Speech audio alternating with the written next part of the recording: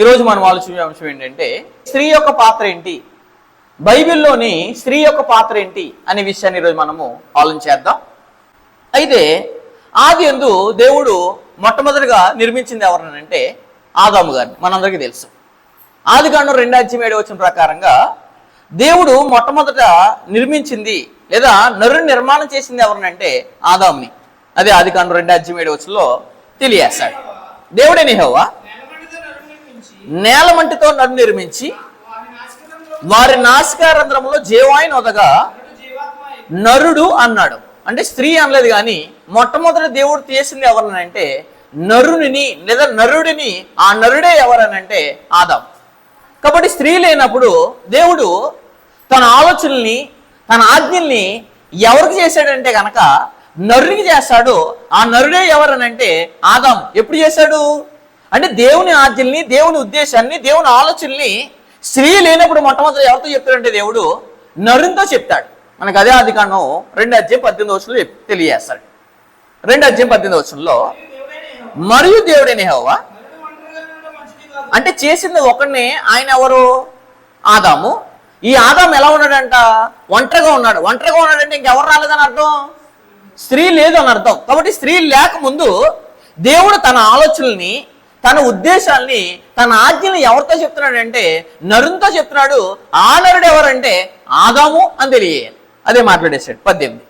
మరియు దేవుడైన యెహోవా నరుడు ఒంటరిగా ఉండట మంచిది కాదు, వానికి సాటి అయిన సహాయమును వాని కొరకు చేదుననుకొనును అని చెప్పేశాడు. కాబట్టి నరుడు ఒంటరిగా ఉన్నాడు. కాబట్టి ఒంటరిగా ఉన్నప్పుడే దేవుడు ఏం చేశాడు? తన ఆజ్ఞల్ని, తన ఆలోచనల్ని ఎవరికి చెప్తున్నాడు అంటే కనుక ఎవరితో చెప్తున్నాడు? దేవుడు ఆదాము గారితో చెప్తున్నాడు. అది మనకు 17 కనపడతారు. 17 అయితే మంచి చెడ్డల తెలివినిచ్చు వృక్షఫలములను తినకూడదు అని చెప్పేశాడు. ఏంటిదంటండి? మంచి చెడ్డల తెలివినిచ్చే వృక్షఫలములను తినకూడదు నీవు అంటున్నాడు. నీవు అనే ప్లేస్లో ఎవరు లేరు? అవ్వగారు లేరు. కాబట్టి అవ్వగారు లేకముందు ఒంటరిగా ఉన్న పురుషుడికి, ఒంటరిగా ఉన్న నరుడికి, ఒంటరిగా ఉన్న ఆదాముకి దేవుడు తన ఆజ్ఞలు చెప్తున్నాడు. అప్పుడు ఎవరు లేరంటే కనుక తన సాటి అయిన సహాయము లేదా తన భార్య అయిన అవ్వగారు లేరు. ఎప్పుడు? దేవుడు ఆజ్ఞ చెప్పేటప్పుడు. అదే మాట్లాడేశాడు. నీవు వాటిని తినమున నిశ్చయముగా చచ్చేదవని స్త్రీకి పురుషునికి కాదు. ఎవరికి ఇచ్చాడు? నరునికి ఆజ్ఞాపించడం. అంటే బైబిల్ చాలా స్పష్టంగా చదివితే కనుక దేవుడు మొట్టమొదటి ఎవరు నిర్మించాడో అర్థమవుతుంది, ఎవరికి ఆజ్ఞలు ఇస్తున్నాడో అర్థమవుతుంది, ఎవరితో తన ఆలోచన పంచుకుంటున్నాడో అర్థమవుతుంది. అక్కడ ఆ పర్యవేక్షణలో ఎవరు లేరంటే కనుక ఇంకా స్త్రీ భూమి మీద ఏం చేయబడలేదు, ప్రవేశించబడలేదు. స్త్రీ అనే పాత్ర ఏం లేదు, అప్పటికి లేదు. ఆ సంగతి ఖచ్చితంగా మనందరం ఎరగాలి. మనకు అదే వచనాన్ని ఆదికాండం 3 తెలియజేస్తున్నాడు. చూడండి, దేవుడు 3:17 ఆదికాండము 3:17 ఆయన ఆదాముతో నీవు అంటున్నాడు. ఇక్కడ కూడా నీవు అంటే ఎవరు? నీవు అంటే ఎవరు? ఆదాము గారు. ఎవరు మాట్లాడుతున్నారు? దేవుడు మాట్లాడుతున్నాడు. ఎవరితో మాట్లాడుతున్నాడు? ఆదాముతో మాట్లాడుతున్నాడు. కాబట్టి దేవుడు మొట్టమొదటగా ఆజ్ఞని ఇచ్చింది ఎవరికనంటే అవ్వగారికి కాదు. ఎవరికి ఇచ్చాడు? ఆదాము గారికి ఇచ్చాడు అనే సంగతి ఖచ్చితంగా తెలియదు. ఎందుకంటే అక్కడ ఆయన ఎవరు మాట్లాడుతున్నారు? అక్కడ తండ్రి దేవుడు. అందుకు ఆయన ఆదాముతో నీవు అని మాట్లాడేశాడు. కాబట్టి నీవు అనగా ఎవరు? ఆదాము. నీవు నీ భార్య మాట విని తినవద్దని నేను, మళ్ళీ ఇక్కడ నేను అన్నాడు. నేనెవరు? తండ్రి దేవుడు. నీ అన్నాడు. నీ ఎవరు ఇక్కడ? ఆదాము. నేను నీకు ఆజ్ఞాపించిన, అంటే ఆజ్ఞాపించింది ఎవరితో కాదు? సాటి అయిన సహాయంతో కాదు, అవ్వగారితో కాదు, భార్యతో కాదు. ఆజ్ఞాపించింది, తన ఆజ్ఞ ఇచ్చింది మొట్టమొదటి ఎవరికన్నా అంటే మొట్టమొదటి నరుడైన ఆదాముకు దేవుడు ఏం చేస్తున్నాడు? మొట్టమొదటి ఆజ్ఞని దేవుడు ఎవరికి ఇస్తున్నాడు అంటే ఆదాముకి ఇస్తున్నాడు అనే సంగతి మనకు అర్థమైపోయింది. అయితే ఆదాము తయారు చేయబడిన తర్వాత ఈ ఆదాముకి ఇచ్చిన ఆజ్ఞను కాస్త స్త్రీ నిర్మాణం జరిగిన తర్వాత, లేదా స్త్రీ నిర్మాణం ఎప్పుడైతే జరిగిందో అప్పుడు ఏం చేస్తుందంటే అపవాది నీవు అనే దాన్ని మీరు అని మార్చేస్తాడు. ఇక్కడ దేవుడు నీవు, నీకు, నేను అనే మాటలా కనపడితే ఇక్కడ ఆ స్త్రీ నిర్మాణం అయిన తర్వాత అపవాది ఏం చేసిందని అంటే కనుక ఆ పదాన్ని, నీవు అనే పదాన్ని మీరు అనేటట్టుగా మార్చేసాడు. చూడండి, అది కూడా మనము ఆదికాండం 2:21 స్త్రీ యొక్క నిర్మాణం జరుగుతుంది. నిర్మాణం చెప్పేశాడు అక్కడ. అప్పుడు దేవుడైన యెహోవా ఆదామును గాఢ నిద్ర కలుగజేసి అతడు నిద్రించినప్పుడు అతని ప్రక్కటెముకల్లో ఒక దాన్ని తీసి ఆ చోటును మాంసంతో పూడ్చివేసెను. తరువాత తన దేవుడైన యెహోవా తాను ఆదాము నుండి తీసిన ప్రక్కటెముకను స్త్రీనిగా నిర్మించి, అంటే అంతకుముందు స్త్రీని ఏం చేయలేదు, నిర్మించలేదు. ప్రక్కటెముక ఎప్పుడైతే తీశాడో అప్పుడు దేవుడు ఏం చేశాడు, ఆ ప్రక్కటెముక ద్వారా స్త్రీనిగా నిర్మించాడు. ఆ స్త్రీనిగా నిర్మించి ఆమెను ఆదాము నొద్దకు తీసుకుని వచ్చాడు. అప్పుడు ఆదాము ఇట్లా అన్నాడంట, ఏమని, నా ఎముకల్లో ఒక ఎముక, నా మాంసంలో మాంసము, ఇది నరుల్లో నుండి, నరుడు అంటే ఎవరు, ఆదాములో నుండి తీయబడును కనుక ఏమనబడును, నారి అనబడింది. ఇతను నరుడు కాబట్టి నరుల్లోంచి తీయబడింది కాబట్టి ఏమనబడింది, నారి అనబడింది. కాబట్టి ఇక్కడ స్త్రీ యొక్క నిర్మాణం జరిగింది. ఓకే, అంతవరకు ఓకే. ఈ స్త్రీ యొక్క నిర్మాణం జరిగిన తర్వాత దాని కంటిన్యూషన్ 3 అధ్యాయం. 3 అధ్యాయులు ఏం జరిగిందో చూడండి ఒకసారి. 3 అధ్యాయం మొదటి వచనం. దేవుడైన యెహోవా చేసిన సమస్త భూజంతువులలో సర్పం ఎలా ఉందనంట, అంటే అన్ని భూజంతువుల్లో సర్పం ఎలా ఉందనంటే యుక్తి గలదై ఉండును అని చెప్పేశాడు. యుక్తి గలదై ఉండును. అది ఆ స్త్రీతో ఇది నిజమా, ప్రశ్న ఏంటిది, ఇది నిజమా అంటే ఈనాడు చాలా మంది ఫర్ ఎగ్జాంపుల్గా మనం ఏదైనా అనుకున్నది ఇది 100% వాస్తవం అనుకున్నాం అనుకోండి, ఎవరో వచ్చి ఏం చేస్తారో, ఇది నిజమేనా, ఏంటి మీ ఆయన ఎలాగంట, మీ భార్య ఎలాగంట, మీ కొడుకు ఎలాగని అంటే ఉన్న 100% నమ్మకం కూడా ఏమైపోద్ది, ఒక క్వశ్చన్ ద్వారా ఏమైపోద్ది, అపార్థం అయిపోద్ది, మనం ఆలోచన కూడా ఏమైపోద్ది, మారిపోద్ది. ఇదే కొట్టింది ఎవరంటే అపవాది. ఎవరి దగ్గర, స్త్రీ దగ్గర. అదేమంటుంది చూడండి, అది ఆ స్త్రీతో ఇది నిజమా, ఈ తోట చెట్లలో దేని ఫలములైనను, ఈ తోట చెట్లలో దేని ఫలములైనను మీరు అన్నట్టు చూడండి. అక్కడ అపవాది ఎంత కుయుక్తిగా ఆజ్ఞను మార్చేశాడంటే గనక, ఆజ్ఞను ఎలా మీరేసేలా చేశాడంటే గనక, నీవు అని దేవుడు ఆదాముకి ఇస్తే ఆజ్ఞని అది కాస్త 3 అధ్యాయం ఏం చేసింది, మీరు కింద మార్చేసింది. ఎవరు, అపవాది. అప్పుడు అన్ని స్త్రీ అనాలి కదా, దేవుడు నాకు కదా ఇచ్చింది ఆజ్ఞని ఎవరికో ఇచ్చాడు, ఆదాము గారికి, నా భర్త గారికి ఇచ్చాడని చెప్పాలి కదా. కానీ ఆవిడ ఏమంటుంది చూడండి, మీరు తినకూడదని దేవుడు చెప్పినా అని అడిగిను అని చెప్పేశాడు. ఇప్పుడు 4వ వచనంలో మళ్ళీ మాట్లాడుతుంది ఏమని, అందుకు సర్పము మీరు, ఇక్కడ చూడండి మళ్ళీ నీవు అనే మాటని ఇద్దరికి వర్తించేలా మాట్లాడేస్తుంది ఎవరు, అపవాది. అందుకు సర్పము మీరు చావనే చావరు, అంటే ఆదాముకి ఇచ్చినంతసేపు ఆజ్ఞ బాగానే ఉంది, ఈ ఆజ్ఞను కూడా ఆ ఆదాము ఏం చేశాడంటే శిరస వహిస్తాడు. ఎప్పుడైతే స్త్రీ ఎంట్రన్స్ జరిగిందో, స్త్రీ నిర్మాణం ఎప్పుడైతే జరిగిందో, ఈ స్త్రీ నిర్మాణం జరిగిన తర్వాత అపవాది యొక్క ఎంట్రన్స్ ఎప్పుడైతే జరిగిందో, ఆ అపవాది చేత ఈ ఎవరంటే అవ్వగారు ఏం చేయబడతారంటే మోసపరచబడిపోతారు. అంటే ఆజ్ఞని కాస్త అపవాది ఏం చేసింది, మీరు, నీవు కాస్త ఏం చేసింది, మీరు కింద మార్చేసింది. అయితే అప్పుడే దేవుని ఆలోచనలకి, దేవుని ఆజ్ఞలకి ఏమేమిందంటే దేవుడు చెప్పింది ఒకటి, జరిగేది ఒకటిలా చేసేసింది. ఎప్పుడు, స్త్రీ నిర్మాణం జరిగిన తర్వాత అపవాది చేసిన కుయుక్తిగా చేసిన కార్యక్రమం ఇది. అది ఆదికాండం 3వ అధ్యాయం. ఆదికాండము అంటే దేవుని ఆజ్ఞ కల్పితం ఎప్పుడైందని అంటే కనుక, స్త్రీ ప్రవేశం జరిగిన తర్వాత ఆ స్త్రీ దగ్గరికి సర్పం ఎప్పుడైతే వచ్చి చెప్పిందో అప్పుడు దేవుని ఆజ్ఞనే కల్పితం జరిగింది. అదే మాట్లాడేశాడు 2వ వచనం. అందుకు ఆ స్త్రీ ఈ తోట చెట్ల ఫలములను మేము తినవచ్చును అంటాడు. ఇక్కడ ఏమన్నాడు, మేము అని తినవచ్చును అంటుంది. ఎవరు, స్త్రీ. మేము అంటే ఎవరు, ఆదాము మరియు అవ్వ. అంటే మేము అని మాట్లాడుతున్నానంటే ఆవిడ ఈ ఆజ్ఞ ఎవరు చెప్పుంటారు భర్తకి, ఎవరు చెప్పుంటారు భార్యకి అని అంటే భర్తే చెప్పుంటాడు. కానీ దేవుడు అయితే డైరెక్ట్గా ఎవరికి ఇవ్వలేదు, స్త్రీకి ఇవ్వలేదు. ఈ సంగతి ఎరగాలి. అదే అంటుంది అక్కడ 2వ వచనం.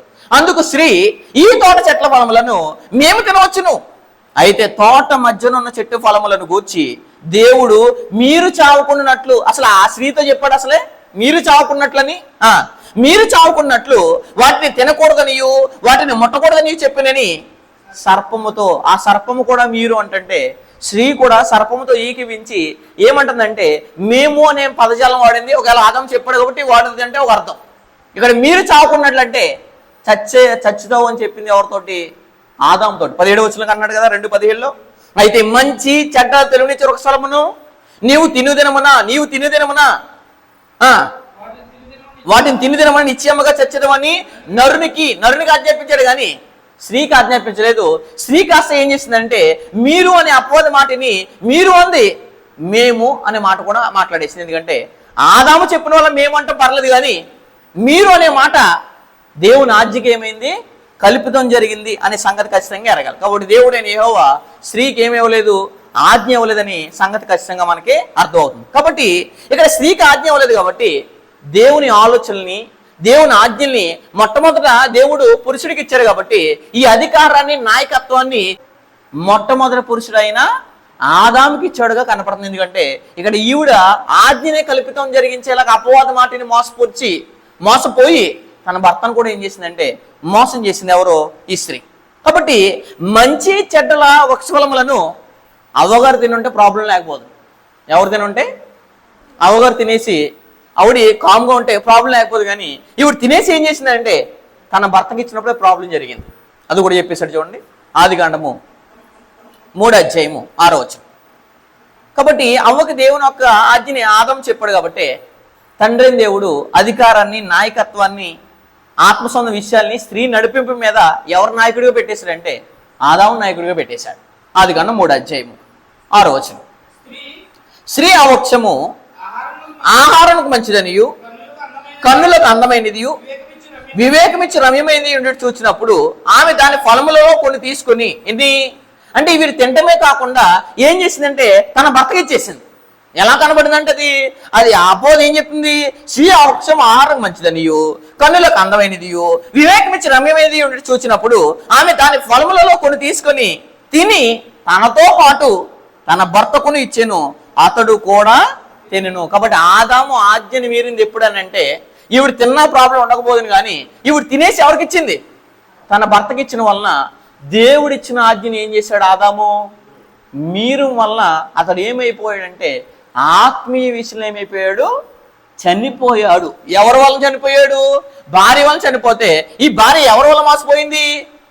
సర్పం వల్ల మోసపోయింది, అపవాది వల్ల మోసపోయింది. కాబట్టి ఈవిడ తిన్నుంటే ఇంత ప్రాబ్లం కూడా ఎవరికి రాకపోదును? ఆదాము గారు రాకపోదునండి. అది 3:7.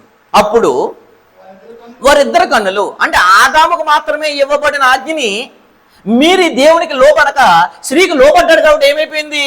అప్పుడు దాకా కన్నులు ఏం చేయబడలేదు, తెరవబడలేదు. ఎప్పుడైతే దేవుని మాటకి అవిధేయత చూపించాడో, భార్య మాటని దేవుని ఆజ్ఞ ఎప్పుడైతే మీరాడో అప్పుడు కళ్ళు ఏమైపోయినాయంట, తెరవబడిపోయినాయంట. అంటే అంతకుముందు అసలు పరిస్థితి లేదండి. దేవునితో సహవాసంలో, దేవునితో ఏకాంతంగా సహవాసంలో గడిపేవారు ఎవరో? ఆదాము అవ్వలో. ఎప్పుడైతే ఆజ్ఞని మీరారో అప్పుడు వాళ్ళకి ఏమైపోయిందంటే కన్నులు తెరవబడిపోయినాయంట. అప్పుడు వారిద్దరు కన్నులు తెరవబడిను. వారు తాము దిగంబరులమని, అంతకుముందు వాళ్ళు దిగంబరులుగా ఉన్నారని, కానీ ఎలా ఉన్నారో, అసలు వాళ్ళ రూపం ఏంటో, వాళ్ళ స్వరూపం ఏంటో ఇవేమి ఎరగని వారు ఎవరు? ఆదాము అవ్వ. ఎప్పుడైతే ఆజ్ఞని మీరారో అప్పుడు ఏమైపోయిందంటే తాము దిగంబరులమని తెలుసుకొని అంజూర పాకులు కుట్టి తమకు కచ్చడములను చేసుకునేది. అంటే ఈ భౌతికమైన జ్ఞానము అనేది ఎప్పుడు వచ్చిందని అంటే వీళ్ళకి ఎప్పుడు వచ్చింది? ఆజ్ఞను మీరడం వల్ల వచ్చింది. ఆదాము తను తినకుండా ఉంటే ఈ ప్రాబ్లం రాకపోతుంది. కాబట్టి భార్య మాటిని ఇలా తినడం వల్ల ఏమైంది? ఇలాంటి ప్రాబ్లము జరిగింది. కాబట్టి ఫలాలను తినే విషయంలో స్త్రీకి ఎక్కడా కూడా తిరస్కారం, అంటే స్త్రీ తిరస్కరిస్తుందేమో అని స్త్రీ మాట వినేశాడు. ఈనాడు చాలామంది అంతే కదా. కుటుంబాల్లో కూడా ఏదైనా కార్యక్రమం చేస్తాం అనుకోండి, స్త్రీ మన మీద పెత్తనం, అంటే స్త్రీ మన మాటకు లోపడదని స్త్రీకి అంతా పెత్తనం ఇచ్చేస్తారు చాలామంది. చాలా మంది కుటుంబాలు ఎవరి చేత నడిపించబడతాయంటే స్త్రీ చేత నడిపిస్తాయి. అంటే స్త్రీ ఏం చేస్తుంది? కన్నులతో సైకిల్ చేస్తుంది. ఆ భర్తను ఏం చేస్తుంది? కంట్రోల్ చేస్తుంది. ఎక్కడికి వెళ్ళాలన్నా, ఎక్కడికి నడవాలన్నా, ఏం చేయాలన్నా, ఎక్కడికి వెళ్ళి ఉద్యోగం చేయాలన్నా, వ్యాపారం చేయాలన్నా, ఏది చేయాలన్నా స్త్రీ నాయకత్వంలో భర్త ఏం చేస్తాడో ఇప్పుడు ఏలుబడి చేస్తుంది ఎవరు? స్త్రీ. ఇలాంటి కుటుంబాలు ఎన్నో ఉన్నాయి. అలాగే ఆదాము గారు కూడా ఏమైపోయారు? ఒకవేళ ఫలాలు తినే విషయంలో తనను తిరస్కరిస్తాదేమో అని ఏం చేశాడు? భార్య మాటకు లోబడిపోయాడు. అంటే ఎవరికి లోబడాలి? ఆదాముకి అవ్వగారు లోబడాలి. కానీ అవ్వకి ఏమైపోయాడు? ఇతను లోబడిపోయాడు. ఎందుకంటే పురుషుడి మీద నాయకత్వం చేసే కార్యక్రమాన్ని దేవుడు ఎవరికి ఇవ్వలేదు? స్త్రీకి ఇవ్వలేదు. కానీ ఇతను స్వతహాగా స్త్రీ చేతిలో పెట్టాడు. అసలే స్త్రీకి నువ్వు లోబడు, స్త్రీ నాయకత్వంలో నువ్వు ఉండే దేవుడు చెప్పకపోయినా ఈయనకి స్వతహాగా ఏమైపోయాడంటే లోబడి శాపాన్ని కొని తెచ్చేసుకున్నాడు. ఎవరు అంటే ఆదాము. యోబు గ్రంథం 31 యోబు గ్రంథం 31 33 నుంచి చదువుదాం. 31, 33. ఆదాము తన దోషములను ఏం చేసేవాడనంట? దాచిపెట్టువాడు. కాబట్టి ఆదాము తన దోషాలను ఏం చేసుకున్నాడు? దాచిపెట్టుకున్నాడు. ఇతను చేసింది తప్పు ఎలాంటిది అని అంటే కనుక స్త్రీకి లోబడమని దేవుడు ఆదిలో చెప్పలేదు. ఎక్కడ తిరస్కరిస్తాదో అని భార్య స్త్రీకి లోబడిపోయాడు. ఎవరో? ఆదాము గారు. అక్కడే ప్రాబ్లం కొని తెచ్చుకున్నాడు. ఎవరంటే ఆదాము. కాబట్టి ఆదాము ఏం చేశాడంట? ఆదాము ఏం చేశాడు చెప్పేస్తున్నాడు అక్కడ. ఆదాము తన దోషంలో ఏం చేశాడు? దాచిపెట్టి అని చెప్పేశాడు. కాబట్టి ఆదాము కూడా దోషం చేశాడు. అది కారణం ఏంటంటే భార్య మాట వినడం వల్ల. హోషేయ గ్రంథం 6వ అధ్యాయం. హోషేయ గ్రంథం 6వ అధ్యాయము 7వ వచనం చదువుదాం. హోషేయ గ్రంథం 6వ అధ్యాయము 7వ వచనం చదువుదాం. హోషేయ గ్రంథం 6వ అధ్యాయము 7వ వచనంలో ఒక సమాచారం తెలియజేశాడు. ఆదాము ఏం చేశాడంటే నిబంధన. కాబట్టి మొట్టమొదట దేవుడు ఆదాము వారితో ఏం చేశాడు? నిబంధన చేశాడు. నీవు నీకు ఆజ్ఞాపించిన వృక్షాలను అన్ని తినచ్చు, కానీ ఈ మంచి చెడ్డలు తెలియజే వృక్షాలను నువ్వు ఏం చేయకూడదు, తినకూడదని దేవుడు ఆదాముతో అగ్రిమెంట్ చేసుకుంటే, ఆదాముతో ఆజ్ఞిస్తుంటే భార్య మాటకి, భార్య నాయకత్వానికి, భార్య మాటకి లోబడిపోయి ఏం చేసుకున్నాడంటే దేవుని ఆజ్ఞని ఏం చేశాడు? తిరస్కరించేశాడు. ఈనాడు కూడా చాలా కుటుంబాల్లో భార్య మాట విని చాలా మంది ఏం చేస్తారంటే దేవుని వదిలేసే వాళ్ళు ఉన్నారు. భార్య మాటని దేవునికి అవిధేయత చూపే వాళ్ళు ఉన్నారు. భార్య మాటని ఇంకా దేవుడా నేనానంటే నువ్వే కావాలి నాకు అసలు ఇంకా దేవుడు వద్దనే పరిస్థితి కూడా ఉంటుంది. వాళ్ళు చాలా శాపాన్ని కొని తెచ్చుకుంటారన్న సంగతి ఖచ్చితంగా ఎరగాలి. ఇది ఆదామును చూసి మనం ఖచ్చితంగా ఏం చేసుకోవాలి? నేర్చుకోవాలి. ఎందుకంటే ఆదాము గారు అవ్వ ఇరువురు ఎక్కడికి వెళ్ళిపోయారు? ఏ స్థితిలో వెళ్ళిపోయారు? అవిధేయ స్థితిలోకి వెళ్ళిపోయారనే సంగతి మనకి ఈ వచనాల ద్వారా అర్థమైపోతుంది. అయితే భార్య భర్త అవిశ్వాస అయినా సరే, విశ్వాస కాదు కానీ అవిశ్వాస అయినా సరే భర్త మీద స్త్రీ ఏం చేయకూడదు? నాయకత్వం చేయకూడదు. అతనికి వాక్యం తెలియకపోయినా, దేవుళ్ళు లేకపోయినా, అసలు అవిశ్వాస అయినా సరే అవిశ్వాస అయిన భర్త మీద కూడా ఈ విశ్వాస అయిన భార్య ఏం చేయకూడదు? ఏలుబడి కానీ అధికారం కానీ ఖచ్చితంగా చేయకూడదు. ఆ వచనం చూద్దాం మనం. పేతురు రాసిన మొదటి పత్రిక, పేతురు రాసిన మొదటి పత్రిక 3వ అధ్యాయం మొదటి 2 వచనాలు చదువుదాం. అటువలే స్త్రీలారా మీరు మీ స్వపురుషులకు అన్నాడు, కానీ విశ్వాసైన పురుషుడు అనలేదు, అవిశ్వాసైన పురుషుడు అనలేదు. అక్కడ అంటే స్వపురుషులు అంటే కంపల్సరీ లోబడాలి. కానీ నా భర్త విశ్వాస కాబట్టి నేను లోబడను, నా భర్త విశ్వాస కాబట్టి నేను పెత్తనం చలాయిస్తాను, నా భర్త విశ్వాస కాబట్టి నేను ఏలుబడి చేస్తానంటే కనుక అసలు దేవుడు ఆదిలో స్త్రీ నాయకత్వంలో పురుషుడు ఉండాలని దేవుడు ఏం చేయలేదు? స్త్రీని కలగజేయలేదు. స్త్రీకి ముందెవరో? పురుషుడు. పురుషునికి శిరస్సు ఎవరో? క్రీస్తు. క్రీస్తుకి శిరస్సు ఎవరో? దేవుడు. ఈ సంగతి ఖచ్చితంగా ఎరగాలి. అందుకోసమే అటువలే స్త్రీలారా మీరు మీ స్వపురుషులకు ఏం చేయండి? లోబడి. అయితే 2వ వచనంలో చెప్పేశాడు. అక్కడ పురుషుడు ఎవరనంట? అవిశ్వాసి అని చెప్పాడు. అందువలన వాళ్ళు ఎవరైనాను వాక్యమునకు అవిధేయులైతే వారు భయముతో కూడిన మీ పవిత్ర ప్రవర్తన చూచి వాక్యము లేకుండానే తమ భార్యల నడవడి వలన రాబట్టవచ్చును. అంటే భార్య తన భర్తను మార్చాలంటే తన ప్రవర్తన తన భర్తను ఏం చేస్తుంది? మార్చేస్తుంది. ఎందుకంటే మన క్యారెక్టర్ లేకపోయింది అనుకోండి, భర్త విశ్వాసం మారడానికి అవకాశం ఉండదు. అంటే భర్తను మార్చాలంటే భార్య చేయవలసింది ఏంటంటే పవిత్ర ప్రవర్తన, గుడ్ క్యారెక్టర్ అనేది నీ భర్తనే ఏం చేస్తుంది అంటే మార్చేస్తుంది. కాబట్టి భర్తను మార్చాలంటే భార్య క్యారెక్టర్ ఉండాలి. కానీ నాకు భర్త క్యారెక్టర్ లేదు కదా, నా భర్త అవిశ్వాసి కదా, నేను ఏలుబడి చేద్దాం, నేను నాయకత్వం చేద్దాం అంటే కనుక అది మీ మీదకి ప్రమాదమే తప్పించి మరొక కార్యక్రమం ఖచ్చితంగా కాదని ఖచ్చితంగా మనందరం ఎరగవలసిన విషయం. కాబట్టి ఆదిలో స్త్రీని, తన భర్తను నడిపించే అధికారాన్ని ఎవరు తీసుకుంది? అవ్వగారు తీసుకున్నారు. స్త్రీ నాయకత్వంలో భర్త ఏమైపోతాడంటే లోబడిపోయే పరిస్థితి ఉంది. అలాగే లోబడిపోయాడు. ఎవరో? ఆదాము ఎవరికి లోబడిపోయాడు? అవ్వగారికి లోబడిపోయాడు. కాబట్టి దేవుడు ఇవ్వని నాయకత్వాన్ని ఎవరు తీసుకున్నారో? అవ్వగారు తీసుకుని ఏం తెచ్చుకుందంటే ఆవిడ శాపం కొద్ది తెచ్చుకుంది. కాబట్టి దేవుడు ఇచ్చిన నాయకత్వం చేయాలి, కానీ ఎవలేని నాయకత్వం తీసుకుంటే కనుక అది ప్రమాదమే, కానీ అది ఘనత రావడానికి ఏముండదు, అవకాశం ఉండదని ఖచ్చితంగా ఎరగాలి. కాబట్టి పురుషుణ్ణి మాటలతో కానీ సైగలతో కానీ ఏం చేయకూడదు? స్త్రీ నాయకత్వం చేయకూడదు, అధికారం ఏం చేయకూడదు, చలామణి చేయకూడదు. ఈ సంగతి ఇలాంటి రూపకల్పన ఉండాలని స్త్రీని దేవుడు ఏం చేయలేదు? నిర్మించలేదు. అంటే నువ్వు పురుషుని ఏలుబడి చేయాలని స్త్రీని తయారు చేయలేదు. ఈ సంగతి ఖచ్చితంగా ఎరగాలి. కానీ స్త్రీ ఏలుబడి చేస్తుందంటే, అధికారం చలాయిస్తుందంటే కనుక ఇది కంపల్సరీ ఆవిడ దేవుని ఆజ్ఞకి ఏం చేస్తుంది, వ్యతిరేకంగా బతుకుతుందని అర్థం. అందుకోసం దేవుడు ఏమన్నాడు తిమోతి పత్రికలో, తిమోతి రాష్ట్ర మొదటి పత్రిక 2వ అధ్యాయం 12వ వచనం చదువుతాం. తిమోతి రాష్ట్ర మొదటి పత్రిక 2వ అధ్యాయం 12వ వచనంలో దేవుడు ఒక సమాచారం తెలియజేశాడు. తిమోతి రాష్ట్ర మొదటి పత్రిక 2వ అధ్యాయం 12వ వచనంలో ఒక సమాచారం తెలియజేశాడు. ఏమని? స్త్రీ మౌనంగా ఉండవలసిందే కానీ ఉపదేశించుడికైనను, ఇక్కడ చెప్పేసాడు చూడండి, పురుషుని మీద ఏం చేయకూడదు, అధికారం. నా భర్త చెప్పాడు కదా, మేము తినవచ్చును అన్నది కదా ఎవరో స్త్రీ, మేము తినవచ్చు, తినవచ్చు, ఈ వృక్ష ఫలాలను అన్ని తినవచ్చు అన్నప్పుడు భర్త తన భార్య అయిన అవ్వగారికి చెప్పాడనే సంగతి ఈవిడ ఎరిగితే కనుక, ఈవిడ ఎరిగిన తర్వాత ఏం చేయాలి? భర్త మాటకు లోబడవలసింది మానేసి ఏం చేస్తుంది? భర్త మాటకి అవిధేయత చూపించి, అటు దేవుని మాటకి అవిధేయత చూపించి ఏం తెచ్చుకుందంటే శాపాన్ని కొని తెచ్చుకుంది ఎవరంటే స్త్రీ. అందుకోసం ఏమంటాడు, ఏమని సంఘాన్ని గురించి మాట్లాడుతూ సంఘంలో ఉన్న స్త్రీలు ఏం చేయాలో చెప్పేశాడు. స్త్రీ మౌనంగా ఉండవలసిందే కానీ ఉపదేశించుడికైనను, పురుషుని మీద ఏం చేయడానికి, అధికారం చేయుటకైనను ఆమెకు సెలవు లేదు. కాబట్టి ఆదిలో స్త్రీ చేత ఆదాముకు ఉపదేశం జరిగింది, అధికారము ఏదేని తోటలో మొట్టమొదటి మనకు కనపడుతుంది. అంటే స్త్రీకి లోబడిపోయాడు, స్త్రీ అధికారంలో ఉన్నాడు ఆదాము, స్త్రీ ఉపదేశానికి ఏమైపోయాడు, లోబడిపోయాడు. తన భార్య తినమంటే వెంటనే తినేయలేదు ఇతను. అదేంటి దేవుడు నాకు ఆజ్ఞ ఇచ్చాడని చెప్పాలి కదా ఇతనైనా సరే. ఈనాడు చాలా మంది కూడా దేవుని ఆజ్ఞకి వ్యతిరేకంగా భార్య చెప్తుంది అనుకోండి, విశ్వాసగా మాట్లాడుకో, మూర్ఖదానిలో మాట్లాడకనాలి. ఎవరిలాగా యోబు గారు సమాధానం ఇస్తారు కదా ఏమని తన భార్యను చూసి, నువ్వు దేవుని దూషించి చచ్చిపోనంటే మూర్ఖ దానిలో మాట్లాడుకుంటాడు. ఎందు గురించి? దేవుని ఆజ్ఞ కంటే భార్య ఎంత, దేవుని ఆజ్ఞ కంటే భర్త ఎంత, దేవుని ఆజ్ఞ కంటే కుటుంబం ఎంత. కాబట్టి భార్య మాట విని మోసపోమని దేవుడు చెప్పాడా? ఆజ్ఞనే మీరేమని చెప్పాడు అని అంటే కంపల్సరీ మీరు ఏం చేయలేదు, దేవుడు చెప్పలేదు. ఈ సంగతి ఖచ్చితంగా మన అందరం ఎరగాలి. అదే తిమోతి రాష్ట్ర మొదటి పత్రిక 2:14.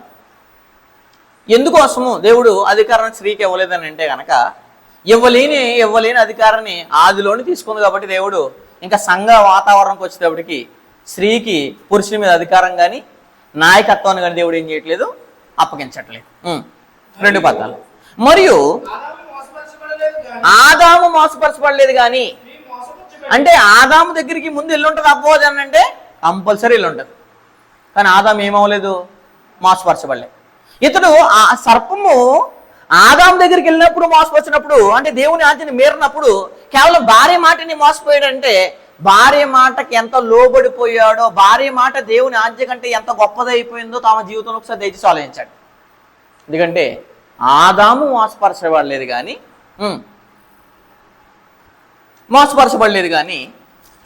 స్త్రీ మోసపరచబడి ఎక్కడ పడింది, అపరాధంలో పడింది అని చెప్పేసి. కాబట్టి ఏదైనా తోటలో అపవాది చేత ఆదాము ఏం చేయబడలేదు, మోసపరచబడలేదు కానీ ఏదైనా తోటలో అపవాది చేత అవగారు ఏమైపోయారు, మోసపరచిపోయింది. అందుకోసమే ఇందుచేతనే స్త్రీకి ఉపదేశించుటకైనను అధికారం చేయటకైనా ఆమెకి ఏమీ లేదు, సెలవు లేదని దేవుని ఆత్మ అనగా పరిశుద్ధాత్మ మనకు తేటగా ఈ గ్రంథం ద్వారా ఏం చేస్తున్నాడు, తెలియపరుచుతున్నాడు. ఈ సంగతి ఖచ్చితంగా ఎరగాలి.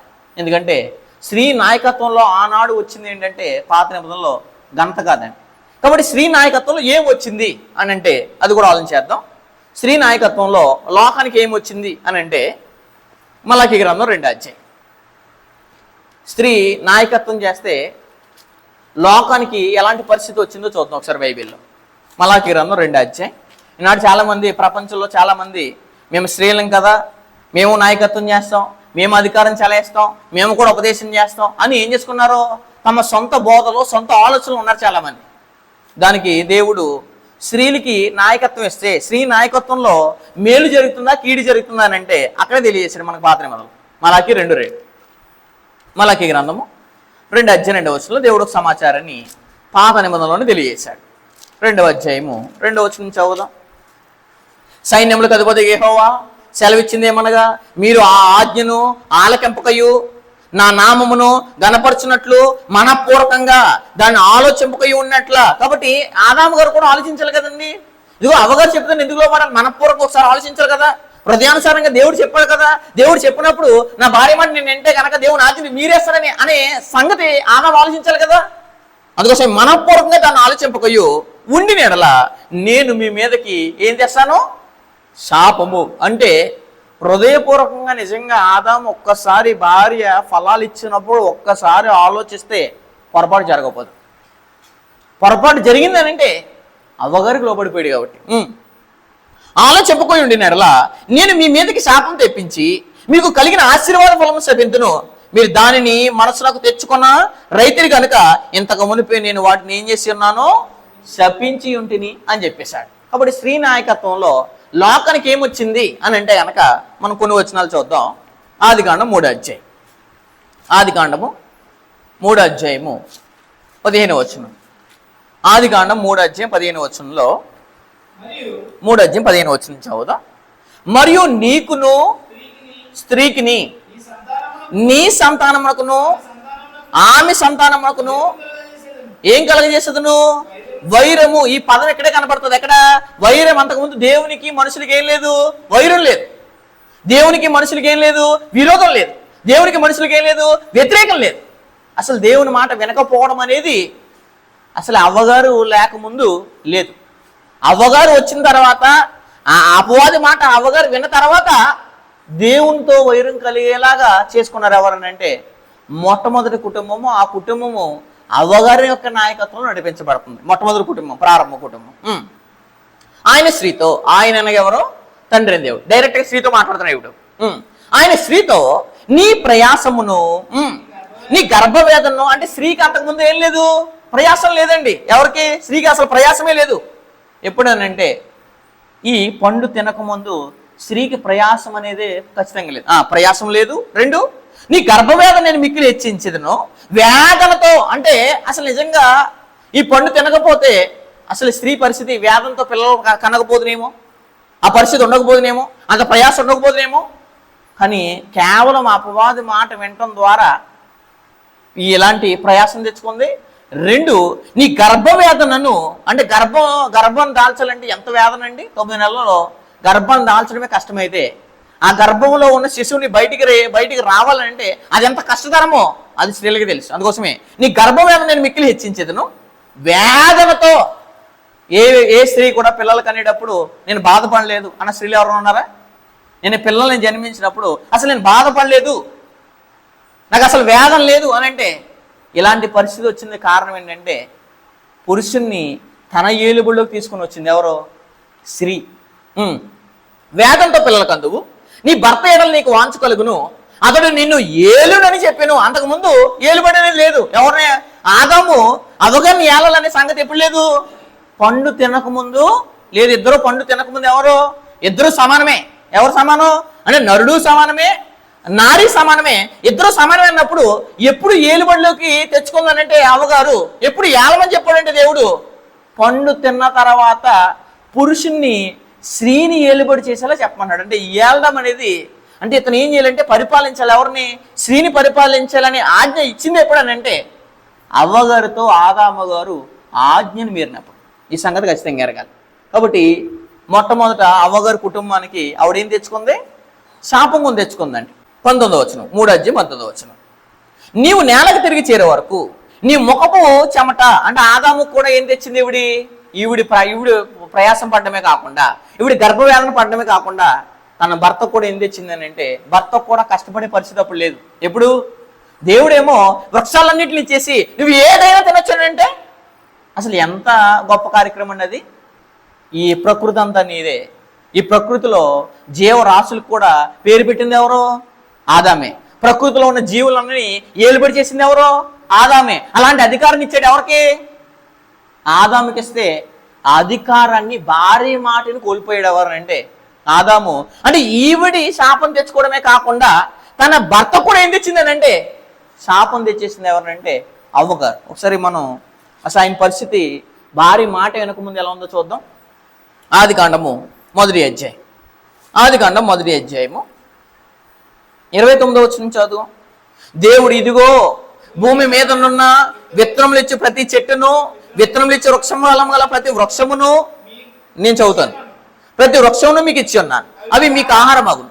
భూమి మీద నుండి జంతువులన్నిటికీ, ఆకాశ పక్షులన్నిటికీ, భూమి మీద ప్రాకు సమస్త జీవులకును పచ్చని చెట్లనియు ఆహారం అగునని పలికింది. ఆ ప్రకారం అంటే దేవుడు ఏం చెప్తున్నాడు?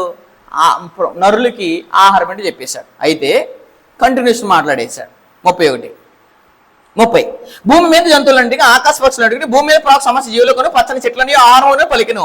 ఆ ప్రకారమైన దేవుడు తాను చేసినది యావత్తు చూచినప్పుడు అది చాలా మంచిదిగా ఉండెను.